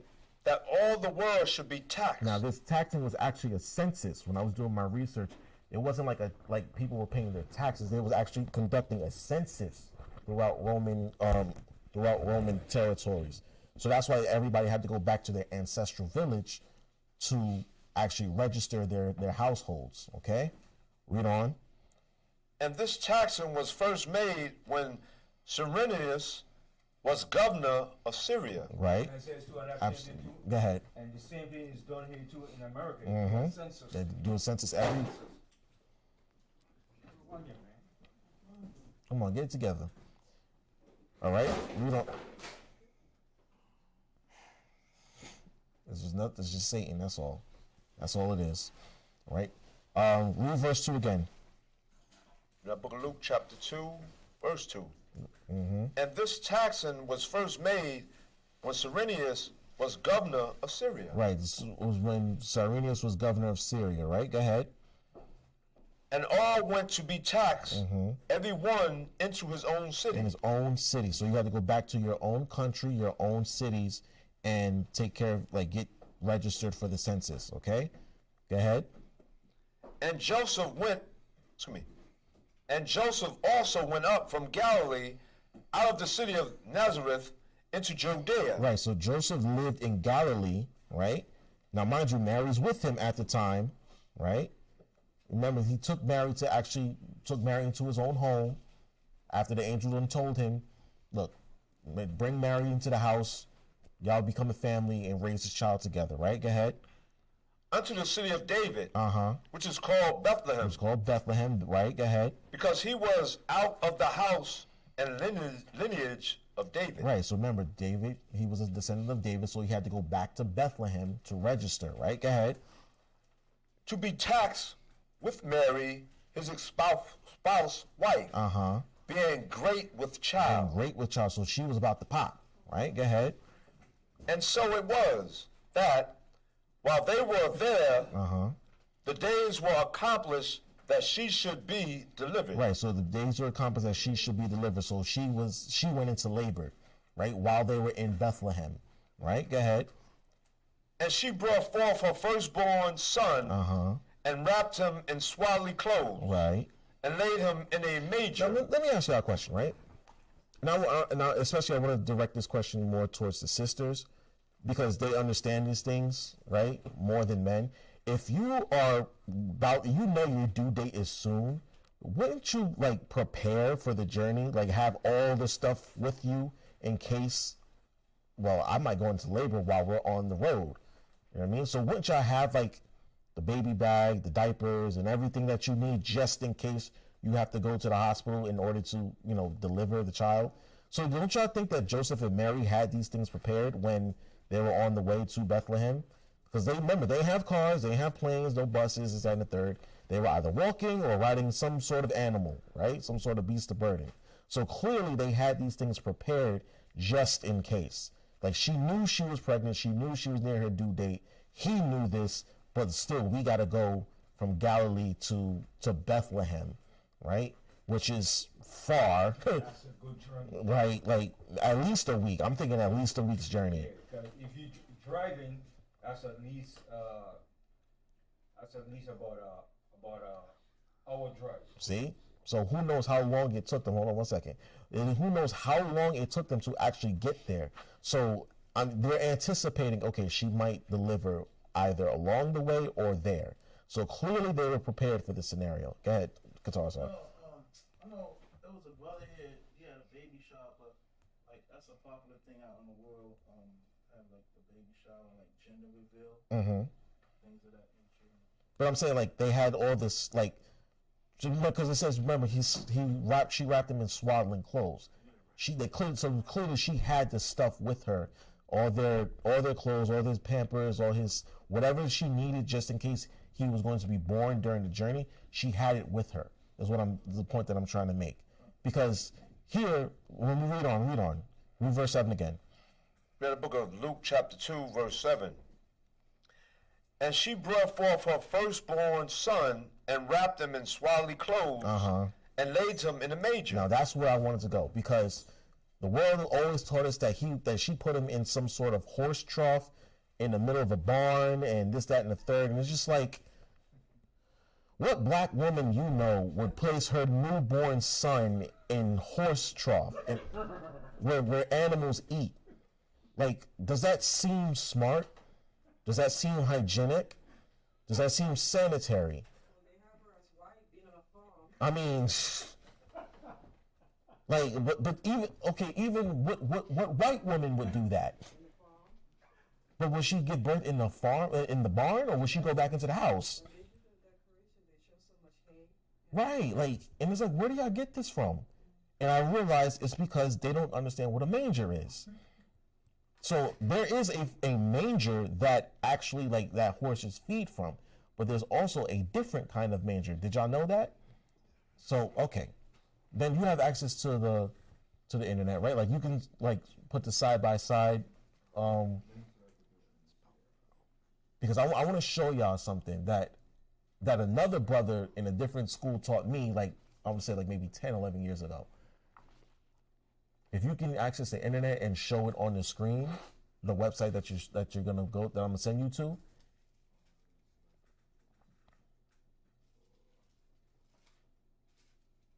because there's actually, like, a manger that seems more appropriate for this scenario. Yes, and I'm gonna show you that in a second. If Ben could do it, then that would be great, because I want y'all to actually see it. That way y'all know I'm not making this up. Okay, I'm not making. Go ahead. I'll say something, Tains, and like in today's world, okay, they put his body, the son Yahawashi in the manger. So if they say he was born in Christmas, you're gonna put like today, you're gonna put a baby out in the cold. In the cold, thank you. In a barn. Coming here on the bus, and the lady, she was sitting in front of us. I was like on the side, in the middle, and the two women, they had a baby. Baby couldn't be no more than maybe 6 months. I give it 6 months. It might have been 6 months. Only got socks on. Oh, got socks on. It was cold outside too. Yeah, and then, but even then, like, you see, in this day and age, especially, you gotta know, the earth is a lot warmer than it was back then. But even in the winter months like this, you'll see a baby wrapped in, like, a big old coat and still wrapped in a blanket in its stroller. And back then, clearly she didn't have that. She just put them in swaddling clothes. But outside in a barn, think about that. It's still cold in those barns. There's no heat and no ventilation. It's just cold.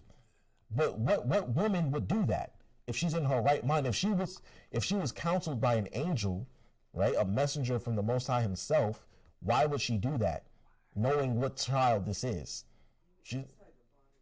That's what I'm saying. There's no little fire can warm that child up enough.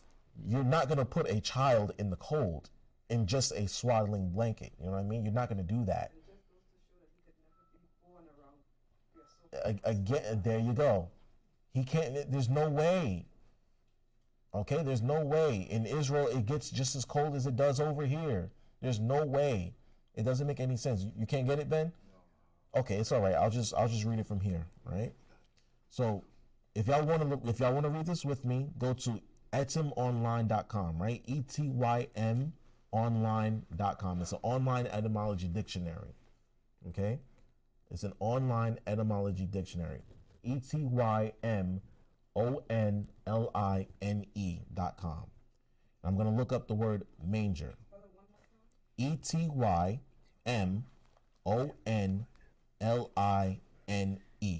Okay?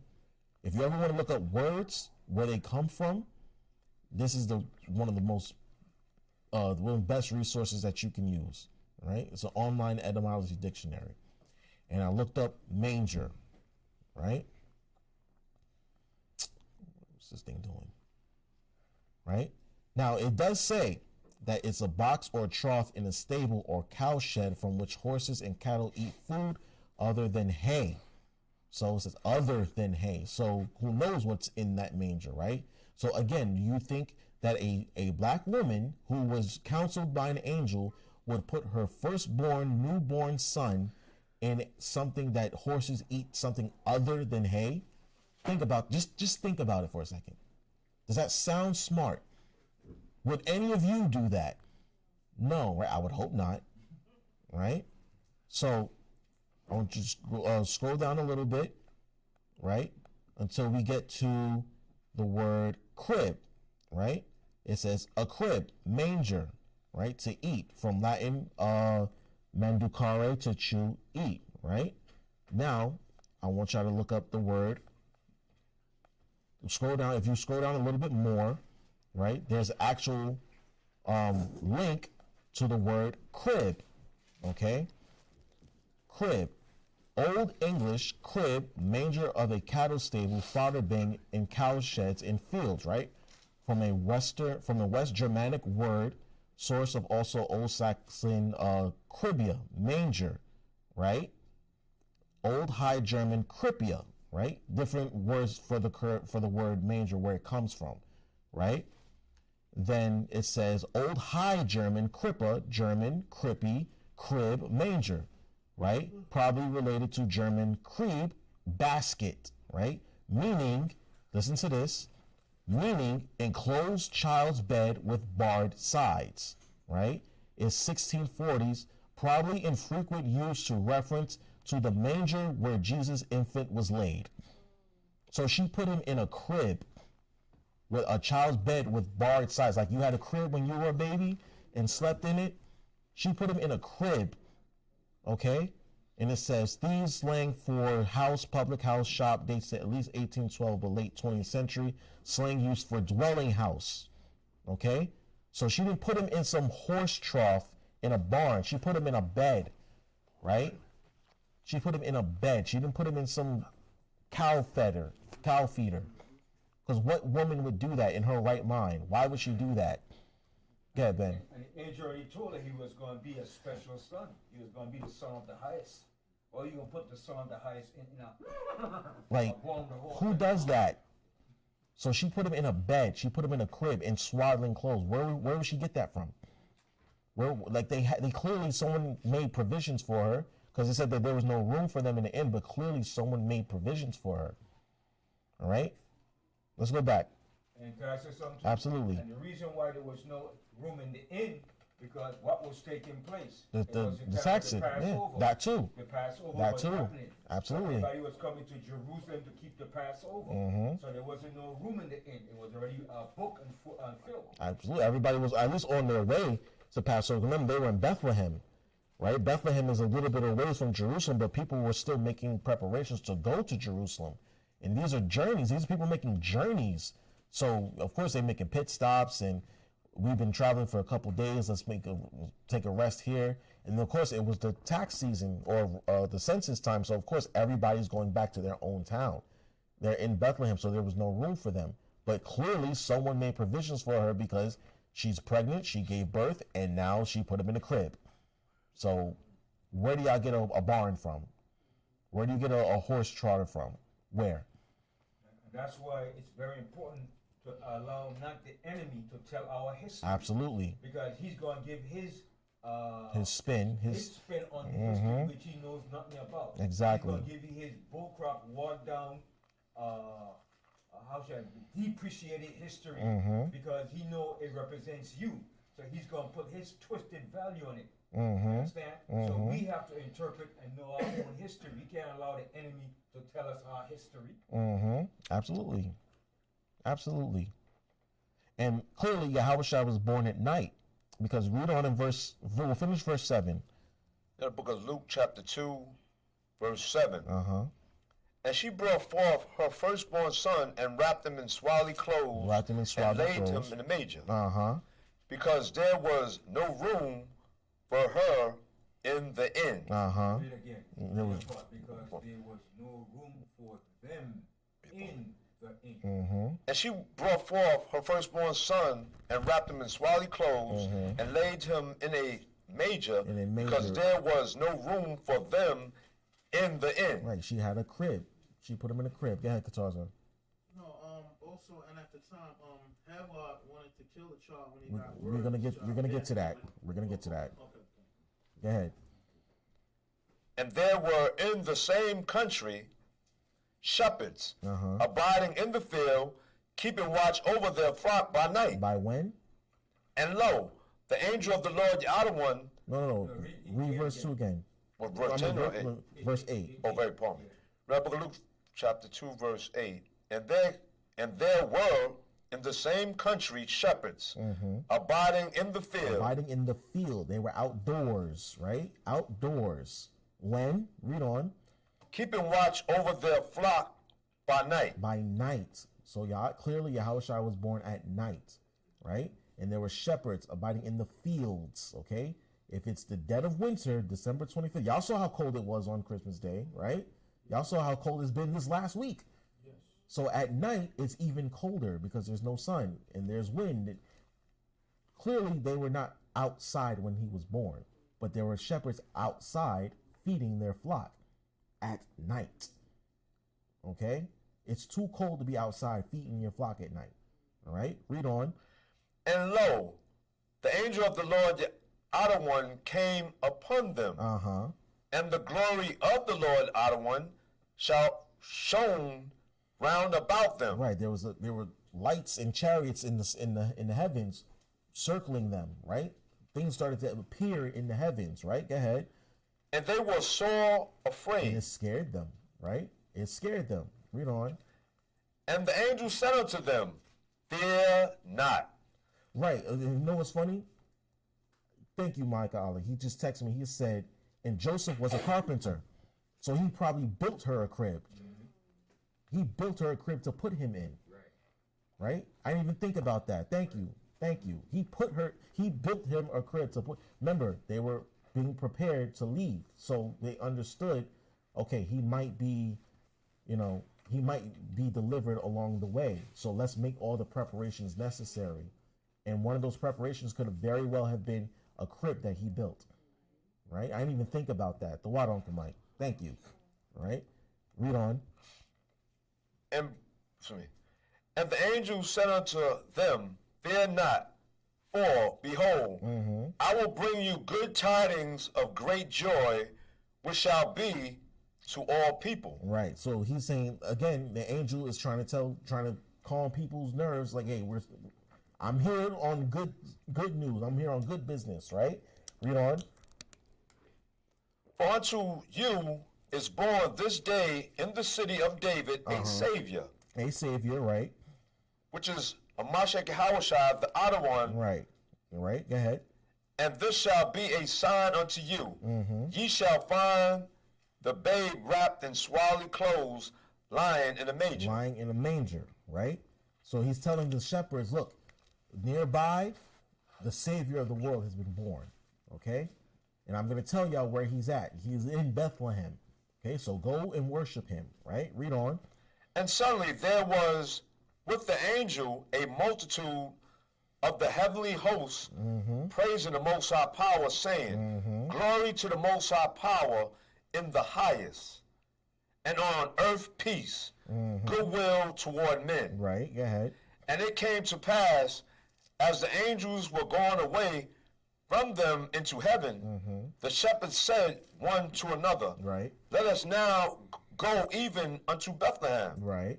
and see this thing which is come to pass, which the Lord Yahweh hath made known unto us. Right. So they said, wow, we were able to witness this. Let's go see what this was about, because the Most High clearly wanted us to see this. Right. So here's what they did. Read on.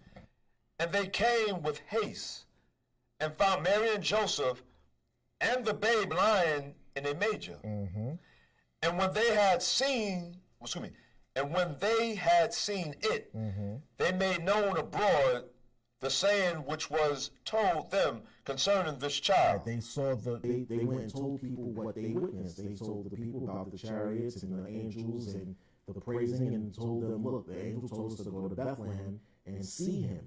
Right? Go ahead.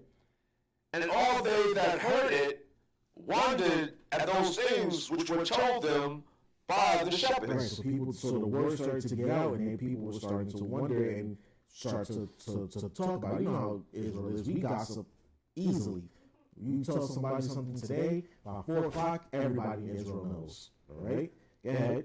But Mary kept all these things and pondered them in her heart. Right. Now, she's being his mother. She's like, what do all these things mean? Like, what's happening here? Right? Go ahead. And the shepherds returned glorifying and praising the Most High power for all the things that they had heard and seen. Right. So now here, check this out. We're going to go back to Matthew and see, while this is going on, there are other events at play here. All right? There are other events being at play. Okay? Start at chapter 2 and verse 1. These things are kind of happening concurrently. Meaning, while this is going on, in another part of the world, this thing is going on. Okay? These are things that are happening at the same time. Right? The book of Matthew chapter 2 verse 1. Now when Yahawashi was born in Bethlehem of Judea in the days of Herod the king. Right. So when Yahawashi was born, this was happening in Judea. Right? Go ahead. Behold, there came wise men from the east to Jerusalem. Right, and it says wise men from the east came to Jerusalem, meaning they came from Saudi Arabia, they came from that part of the world, all right? Go ahead. Saying, where is he that is born king of the Jews? Right, where is he that was born king of the Jews? Right, go ahead. For we have seen his star in the east and are come to worship him. So they saw the chariots when Yahawashi was born, and the chariots and stuff showed up at his nativity and over the shepherds. They saw it all the way out east. To show you how big of a magnificent event it was, they saw it all the way out east of Israel. Okay? Read on. Can I say something? Go ahead, go ahead. Also, too, whenever there was a birth of a significant or a major person in history, there was always a star that signified the birth of a certain leader or rulership, a great leader, right? Or whenever someone died of great importance, that star will shine or show up in the heavens. Absolutely. And of course, the Son of the Most High was born, so how much more of a magnificent announcement can you give him? It says the angels were rejoicing in heaven, and the shepherds saw it, and clearly these wise men saw it too. Right? Go ahead. When Herod the king had heard these things, he was troubled, and all Jerusalem with him. All Jerusalem was troubled with him. Why? Yeah, exactly. They know a king was being born, and they knew what time it was for. As you know, when once do that, they're gonna move out the way. Exactly. So Herod being told or being asked, where is he that is born king of the Jews? And he's thinking to himself, well, I'm the king of the Jews. Who is this person? Right, like who's this? Who's this king of the Jews y'all talking about? I'm the king of the Jews, and he had been king of the Jews for a while at that point. Remember what I said? What did I say in the beginning of the class? He's an illegitimate king because he's not a Jew. He's not a Hebrew. He's an Idumean. Right? Go ahead, Zach. I just want to say, pertaining right quick. Pertaining as I read along, we know that he was fronting because he plotting. He want to kill. You know how we are. You're about to read that. We're gonna read it. All right. Read on. Verse 3. 3, yeah. Read verse 3 again. Remember that book of Matthew chapter 2, verse 3. When Herod the king had heard these things, he was troubled, and all Jerusalem with him. And when he had gathered Wait, hold on. Why was all Jerusalem troubled with him? He was scared, but why was Jerusalem scared? Think about it for a second. If we're in Jerusalem, right, and we're hearing that the King of the Jews has been born, but we're scared about it, what does that say about us? If I'm right, like say in today's world, because all the people that don't believe like we believe, they're going to believe who's already in office or whoever, you know what I'm saying? That's pretty much it, yeah. What are you going to say, I ain't say all that, but that's big, man. Mm-hmm. Right, their allegiance was to Herod. We were selling, huh? But more so, we pledged ourselves to Herod, right? He was our king in our eyes back in those days. So we're hearing King of the Jews. What does that mean for Herod? Is Herod going to leave us? Right? Is Herod going to be is he going to be replaced? What does that mean for us? Yeah. Oh, Trump's going back in office, and everybody's scared. What are you scared for? You already had him, and we're still here, aren't we? We're still alive, right? Go ahead, read on. Verse was at 5. No, verse 4. Pardon me. Yeah, verse 4.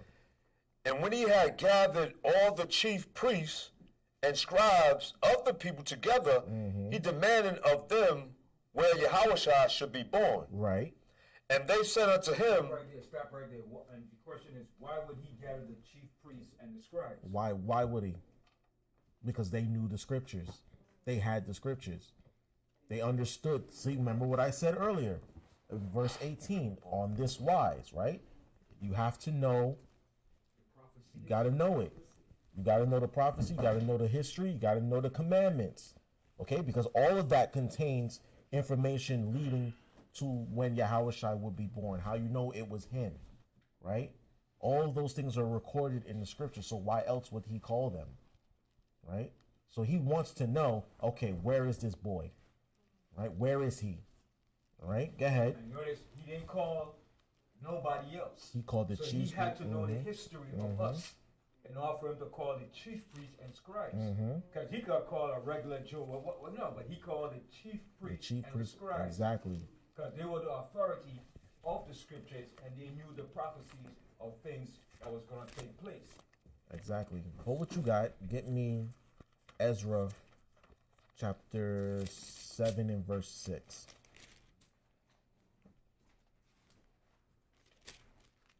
That book of Ezra, chapter 7, verse 6. Hold on. Yes, Ezra 7 and 6. That book of Ezra, in the Bible, King James Version, chapter 7, verse 6. This Ezra went up from Babylon, and he was a ready scribe in the law of Moses, which the Lord Yahweh Most High Power of Israel had given. Go ahead. And the king granted him all his requests, according to the hand of the Lord Yahweh, his Most High Power upon him. Right. So Artaxerxes had made Ezra a scribe, and he wanted to know our history, our records, our laws, our everything. He wanted to know everything about it. And Ezra, being a scribe, being a priest, a Levite, he understood it all. He knew it all. So when Herod wants to know, listen, where is this boy going to be born? Like Ben said, he's called his chief scribes and the elders. Those who knew these things left and right like the back of their hand. He ain't called no dummies. It's like calling your college professors and saying, okay, explain to me nuclear physics, okay? You're not going to call an English professor to ask you about nuclear physics. You're gonna look for a nuclear physicist. So if you want to know things about the law and the scriptures, you're going to look for scribes, Pharisees, and chief elders, okay? Those who knew these things in and out, all right? So where do we leave off? Verse 7? No, read verse 5 again. Okay. Read the book of Ezra, chapter 7, verse 5. The son of Abishai. No, Matthew. Oh, go back to Matthew? Yeah, go back to Matthew Oh, okay. chapter 2, verse 5. We're almost done. We're almost done. Matthew 4, 5? 2 and 5. Or 2, 4.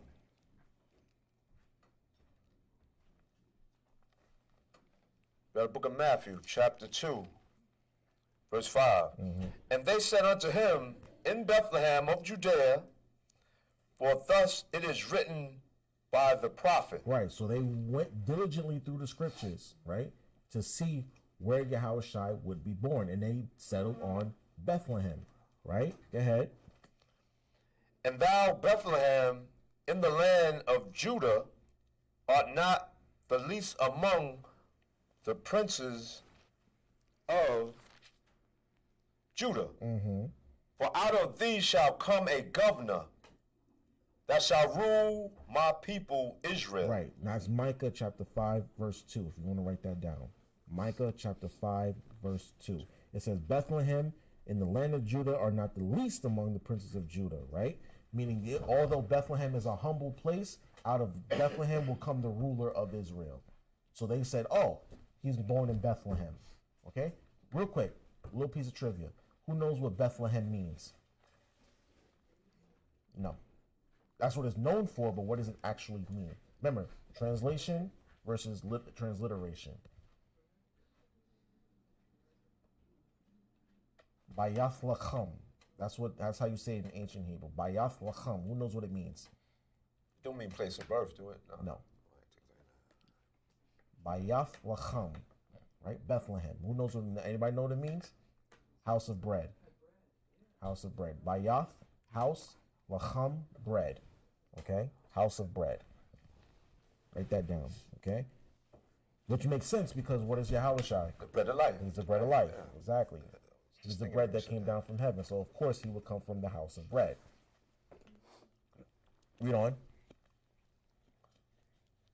Verse 7. Then Herod, when he had privately called the wise men, inquired of them diligently what time the star appeared. Right, so he asked them, okay, when did the star appear? And they told him, oh, it appeared in such and such time, right? Go ahead. And he sent them to Bethlehem and said, go and search diligently for the young child. Now stop. He said, go and search diligently, meaning you have to go and look for him. They didn't give him an address. There was no address to give him to find Yahawashi's birth, right? To see where he was at. He said, go look for him. Okay? And then what? Go ahead. So that means they went house to house, door to door, looking and searching, man. Asking around, hey, have y'all seen, was there a newborn boy born around here named Yahawashi? Was there y'all seen his parents? Was there a birth here recently in the city? So they have to go door to door, house to house, like you said, right? Go ahead. It says, and when he have found him, bring me word again, that I may come and worship him also. See? That was a front. Nah, that's a front, exactly. We know that was a front. Because he know he's not going to come and worship him. Can you imagine Herod bowing down to a Jew? It's almost like an oxymoron, right? He's not going to do that. He's not going to bow before some Jew, right? Go ahead. When they had heard the king, they departed. And lo, the star which they saw in the east went before them. Right. Till it came and stood over where the young child was. Right, so the chariot guided them to find Yahawashi, right? Go ahead. When they saw the star, they rejoiced with exceeding great joy. Right, because they knew that the Most High was guiding them, okay? Now check this out. Here's another misconception that gets thrown out there. Read verse 11. And when they were come into the house. Into the who? And when they were come into the house. Right, they came into a house. Now, we always thought that they showed up immediately after he was born. No, that's not what happened. The wise men didn't show up right away. They came into a house, right? They were outside in the field when they showed up. They showed up in a house. So clearly, Joseph and Mary went somewhere else and had this child. They were living somewhere else at the time in Bethlehem. They rented a house or something, right? Or maybe there was finally some room for them in the inn. right? It didn't say that they were back home. It didn't say that they were there. It said that it came into a house, right? Go ahead. And when they were come into the house, they saw the young child with Mary, his mother. Right, and it said the young child. Again, we were taught that he showed up. They showed up when he was still a baby. It says he was a young child, so he was a young man at this time. Had to be at walking and talking age at this point, because it says a young child. He's not a babe anymore. Remember, Luke, it says you'll find the babe wrapped in swaddling clothes. Here it says that come into the house, they found the young child. So he's obviously grown up a little bit. Okay, read on. And fell down and worshiped him. And when they had opened their treasures, they presented unto him gifts, gold, and frankincense and myrrh. Right, now here's another misconception that has to get cleared up. How many wise men we were always taught came? Does it give you a number? Exactly, but he got 3 gifts, or 3 kinds of gifts, right?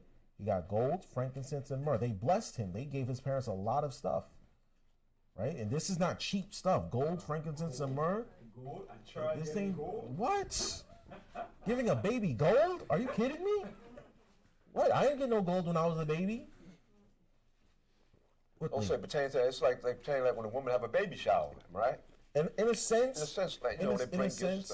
They gave him gifts, you know, because they obviously blessing him with lots and lots of treasures and gifts, things that his parents can use, okay, to raise him, to make sure that he has the best that life has to offer, pretty much, right? And they understand who he is. He's the king of the future king of the world.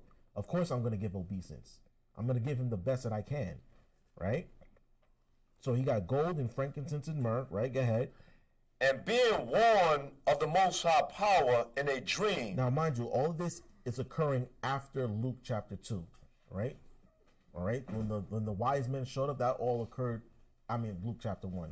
After they went, down to Bethlehem, she gave birth, the shepherds showed up and all that stuff. This is all happening after that, okay? Now, verses 1 to 10 happen at the same time. Verse 11 happened afterwards, okay? Remember, they had to go and look for him. They had to go search for him. Eventually, they clearly found him, right? Go ahead. And you could prove that too, because the same Herod that was alive when he was born is the same Herod while he was still here as a young child. Exactly. And we're going to actually get into that, because Herod's about to issue a decree, okay? And we're about to see what that decree was, and y'all going to see what the timeline is. Okay. So you could say roughly, from an estimation of, in the scriptures, it was between the age of either 2 or 5. Exactly. Around that age. Exactly. Okay. Now go ahead, read on. It says, I'm sorry, against it up. In Matthew chapter 2, verse 12, and when warned of the Most High power in a dream that they should not return to Herod, right, they departed into their own country another way. Right, so they knew, okay, the Most High told them, don't go back to Herod, because Herod's lying. He doesn't want to come and worship him. He's lying. So y'all go back to your own country, but don't go back through Jerusalem, because Herod's going to catch you and he's going to inquire of you. And if you don't tell him where he is, he might kill you. Right? So y'all, they took an alternative route to whatever country they came from. They did not go back through Jerusalem. Okay? Go ahead.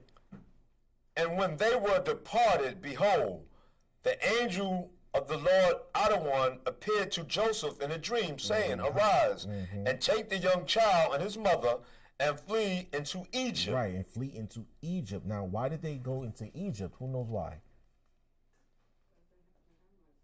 The Egyptians, we have civil law. That, no, right, that's true, but there's another reason why. Remember, our people are everywhere, right? We had settlements in Egypt. In fact, I want you to hold what you got. Get me 2 Maccabees chapter 1, verse 1. Okay, we had settlements in Egypt. Our people were always, remember, our people always had an affinity for Egypt. Always. I mean, even to this day. Our people love Egypt for some reason. Egypt's a third world country run by Arabs. It is. It's a wasteland. It's a desert. And people still in love with it. 2 Maccabees 4, you said? 2 Maccabees 1 and 1. Oh, 1. We have the book of 2 Maccabees, chapter 1, verse 1. The brethren, the Jews that be at Jerusalem and in the land of Judea, which unto the brethren, the Jews that are throughout Egypt. Throughout Egypt. So we had people in Egypt. Some of our people were still in Egypt. Give me Jeremiah 44 and 1. Okay, 10th verse? Okay, yeah. Actually, no, it's funny. I did have that written. 10th verse, right? In Maccabees still, right? Yes. We got the book of 2 Maccabees, chapter 1, verse 10. In the 180 and eighth year. 10th, in the 180 and eighth year, right, 188th year, go ahead. The people that were at Jerusalem and in Judea and the council and Judas sent greeting and health unto Aristobulus. Aristobulus. Pronounce it again? Aristobulus. Aristobulus. And Ptolemus. Aristobulus. And King Ptolemus. King Ptolemy. Master who was of the stock of the anointed priests. And to the Jews that were in Egypt. See, the Jews that were in Egypt. So we had people in Egypt. We had settlements there, right? Now go to Jeremiah 44 and 1.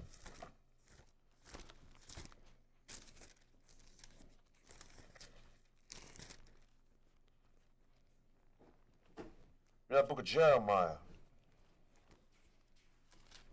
chapter 44, verse 1. In that book of Jeremiah, chapter 44, verse 1.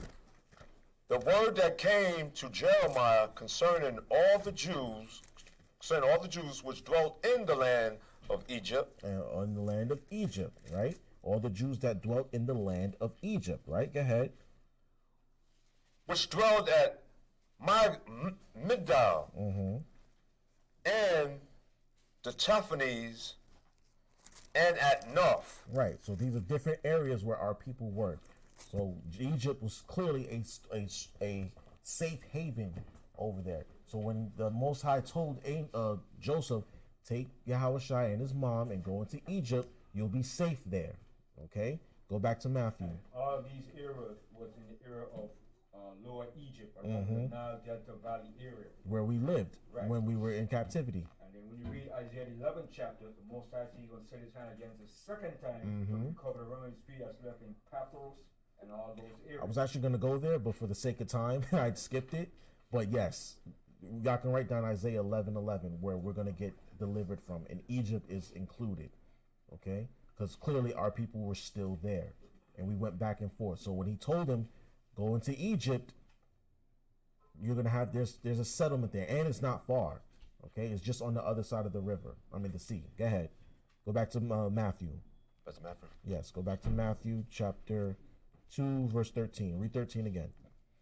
Read the book of Matthew, chapter 2, verse 14. 13. Read 13 again. Read book of Matthew, chapter 2, verse 13.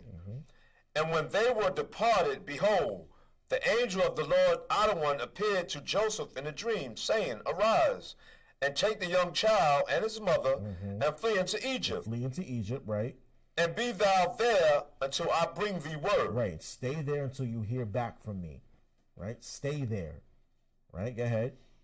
For Herod will seek the young child to destroy him. Right. So we knew that Herod was lying. He didn't want to come worship him. He just didn't want anybody trying to usurp his throne. Right? He didn't want anybody usurping his throne. Remember, it said he was scared when those wise men came to him asking, where is he that is born king of the Jews? He was scared. So why would he come worship him? Right? Read on. When he arose, he took the young child and his mother by night and departed into Egypt. So now, again, it's the same thing when the angel appeared to Joseph the first time. What would have happened if he did not listen? If he was being rebellious, if he said, we're going to Egypt for, we good here, I'm good in Israel, why would I go into Egypt? Why would I do that? What would have happened? We don't know, right? Now, maybe the Most High would have delivered them a different way, but the fact is Joseph was obedient, right? And this is why he was born to them. He was going to be born to parents that would listen and obey, right? Now, Joseph, being the man of the family, he wakes his wife up in the middle of the night and says, listen, we got to go. We can't stay here. And she's probably like, why? And he's just like, listen, I just trust me, okay? Or whatever he told her, whatever he had to tell her to get out, and maybe Yahawashi was on board with it. I don't know. Remember, he's a young child and he's full of wisdom. So he's probably telling him, Mom, we really should leave. I think Dad is right. Right? That's a good journey too. Uh-huh.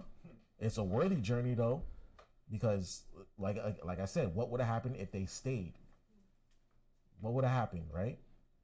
I don't even want to think about it. Go ahead, Zach. That's what I'm saying, right quick.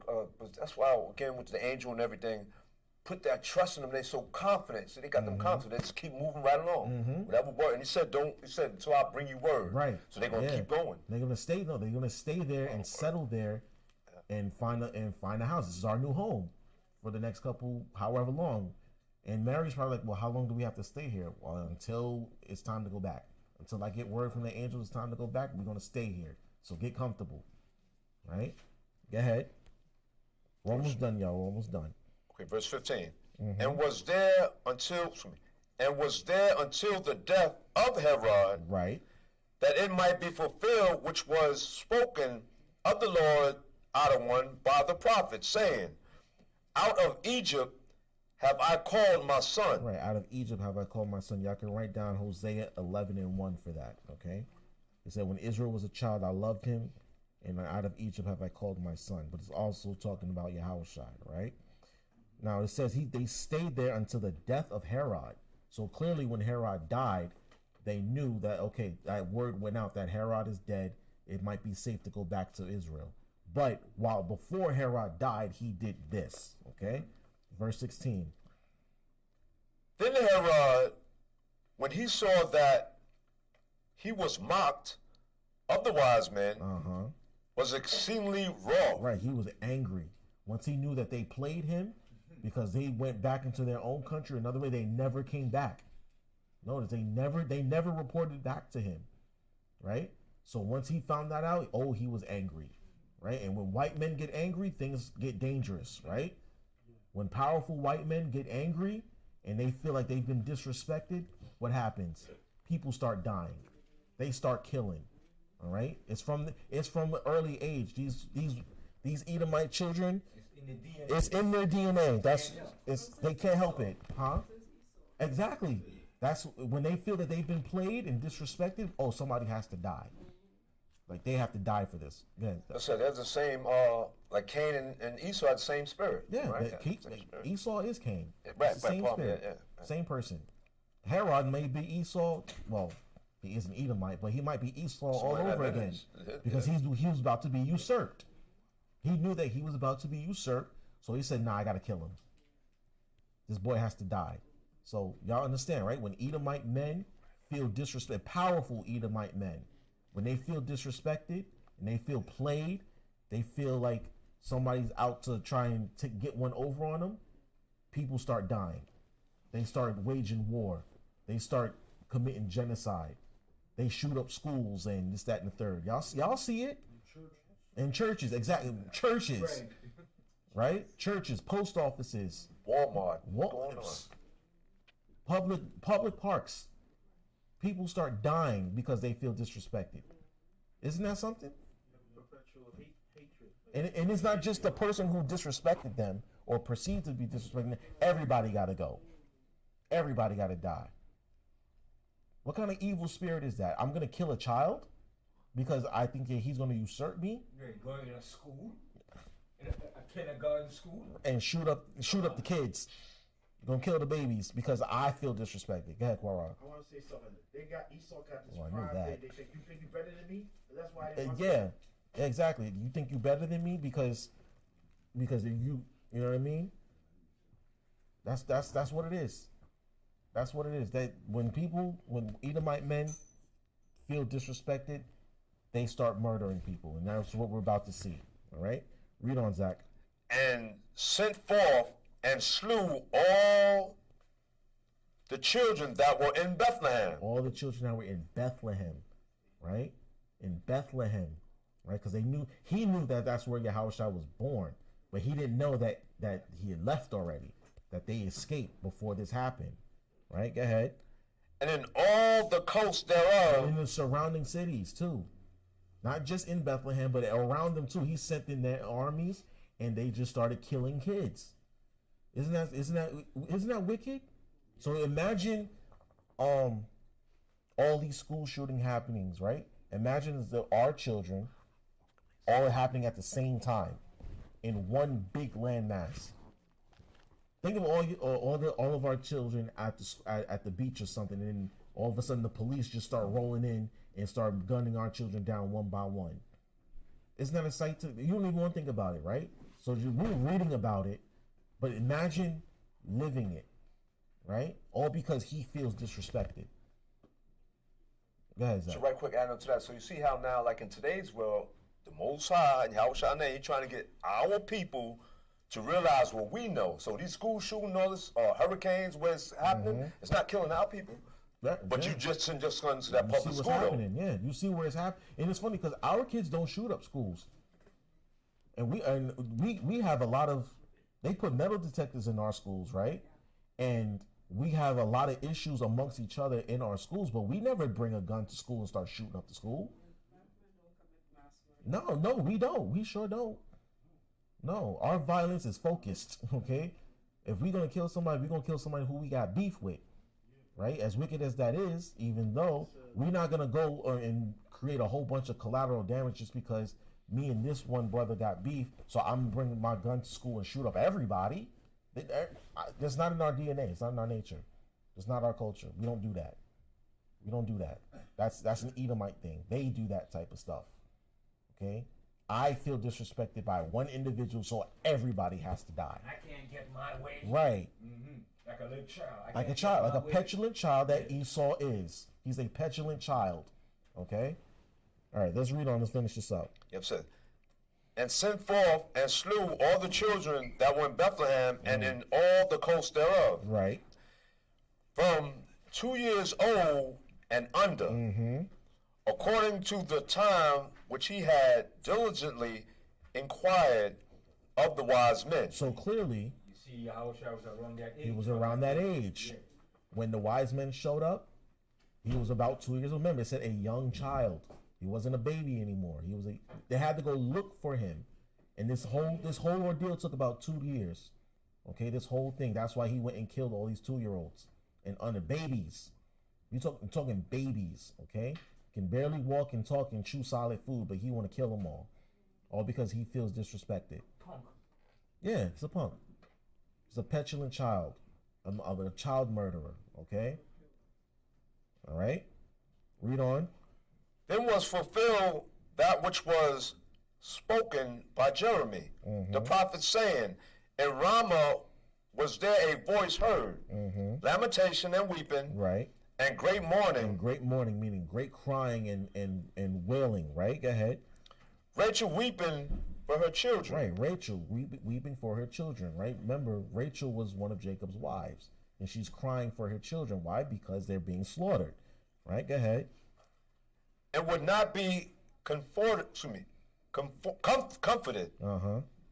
because they are not. Because they're dead. When it says they are not, it means that they're dead. All right. Go ahead. But when Herod was dead, behold, the angel of the Lord Adonai appeared. Slack, brothers and sisters. That's Jeremiah 40:1. If y'all want to write that down, that prophecy right there is Jeremiah 40:1, where our children were going to be slaughtered. Okay, go ahead.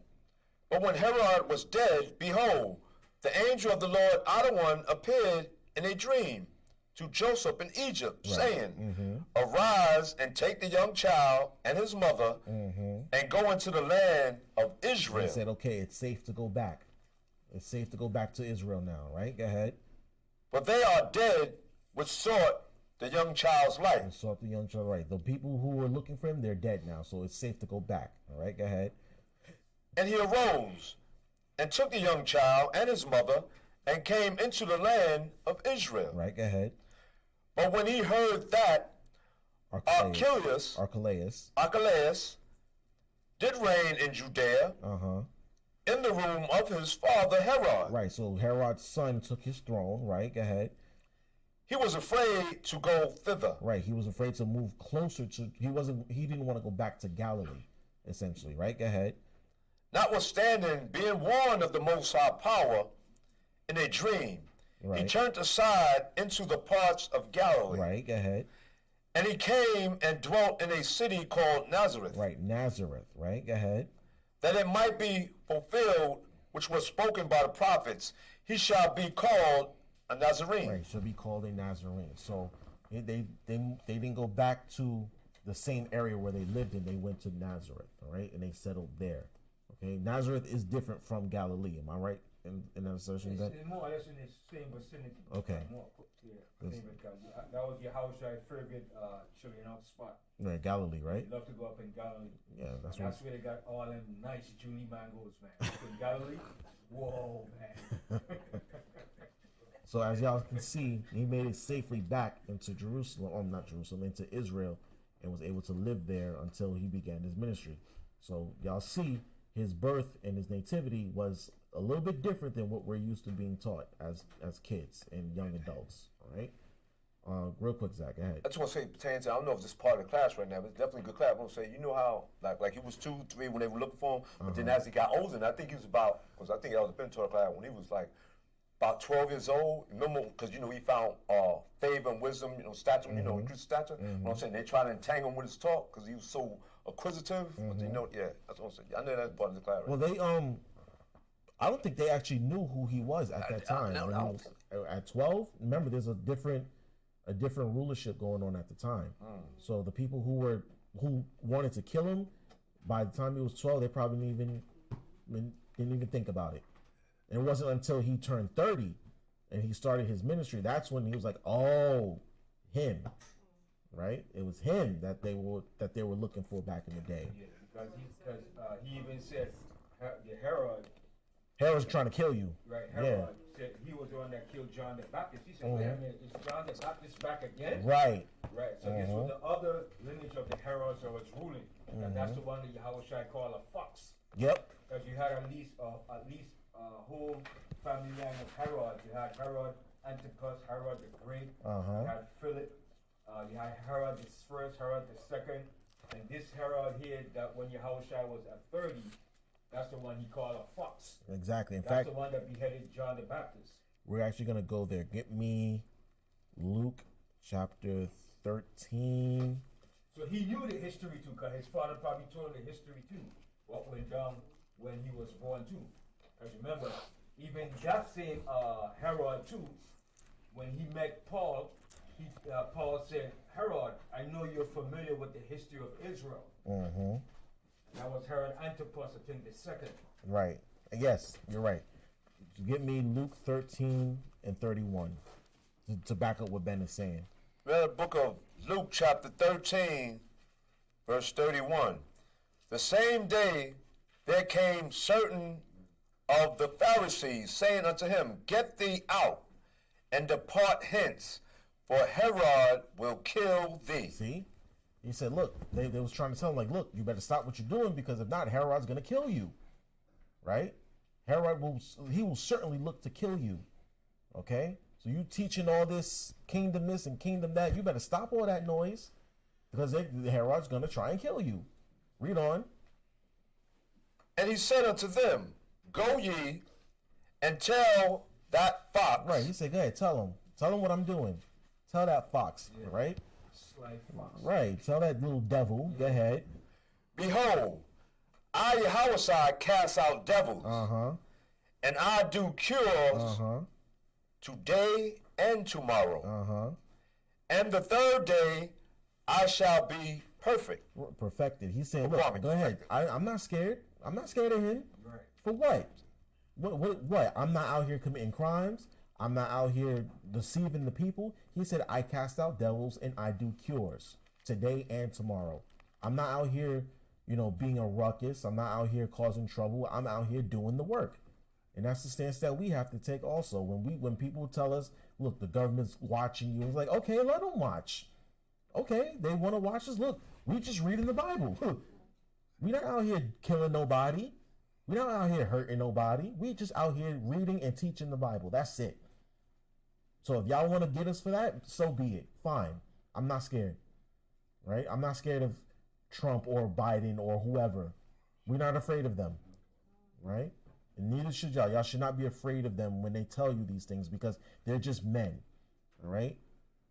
Because we're not out here committing crimes. We're not doing mass murders. We're not shooting up schools, right? We're not subjugating people to slavery, right? We're not beating nobody upside the head, right? So we just out here trying to read the Bible and teach the Bible and get our people to act right. That's it. That's all we're doing. Quickly. But in the world today, they call good evil and evil good. So. But and that's what they're doing here. Yeah, that's what I'm saying. They're trying to tell Yahawashi, look, you're doing evil. No, I'm casting out devils and I'm doing cures. Yeah, sis.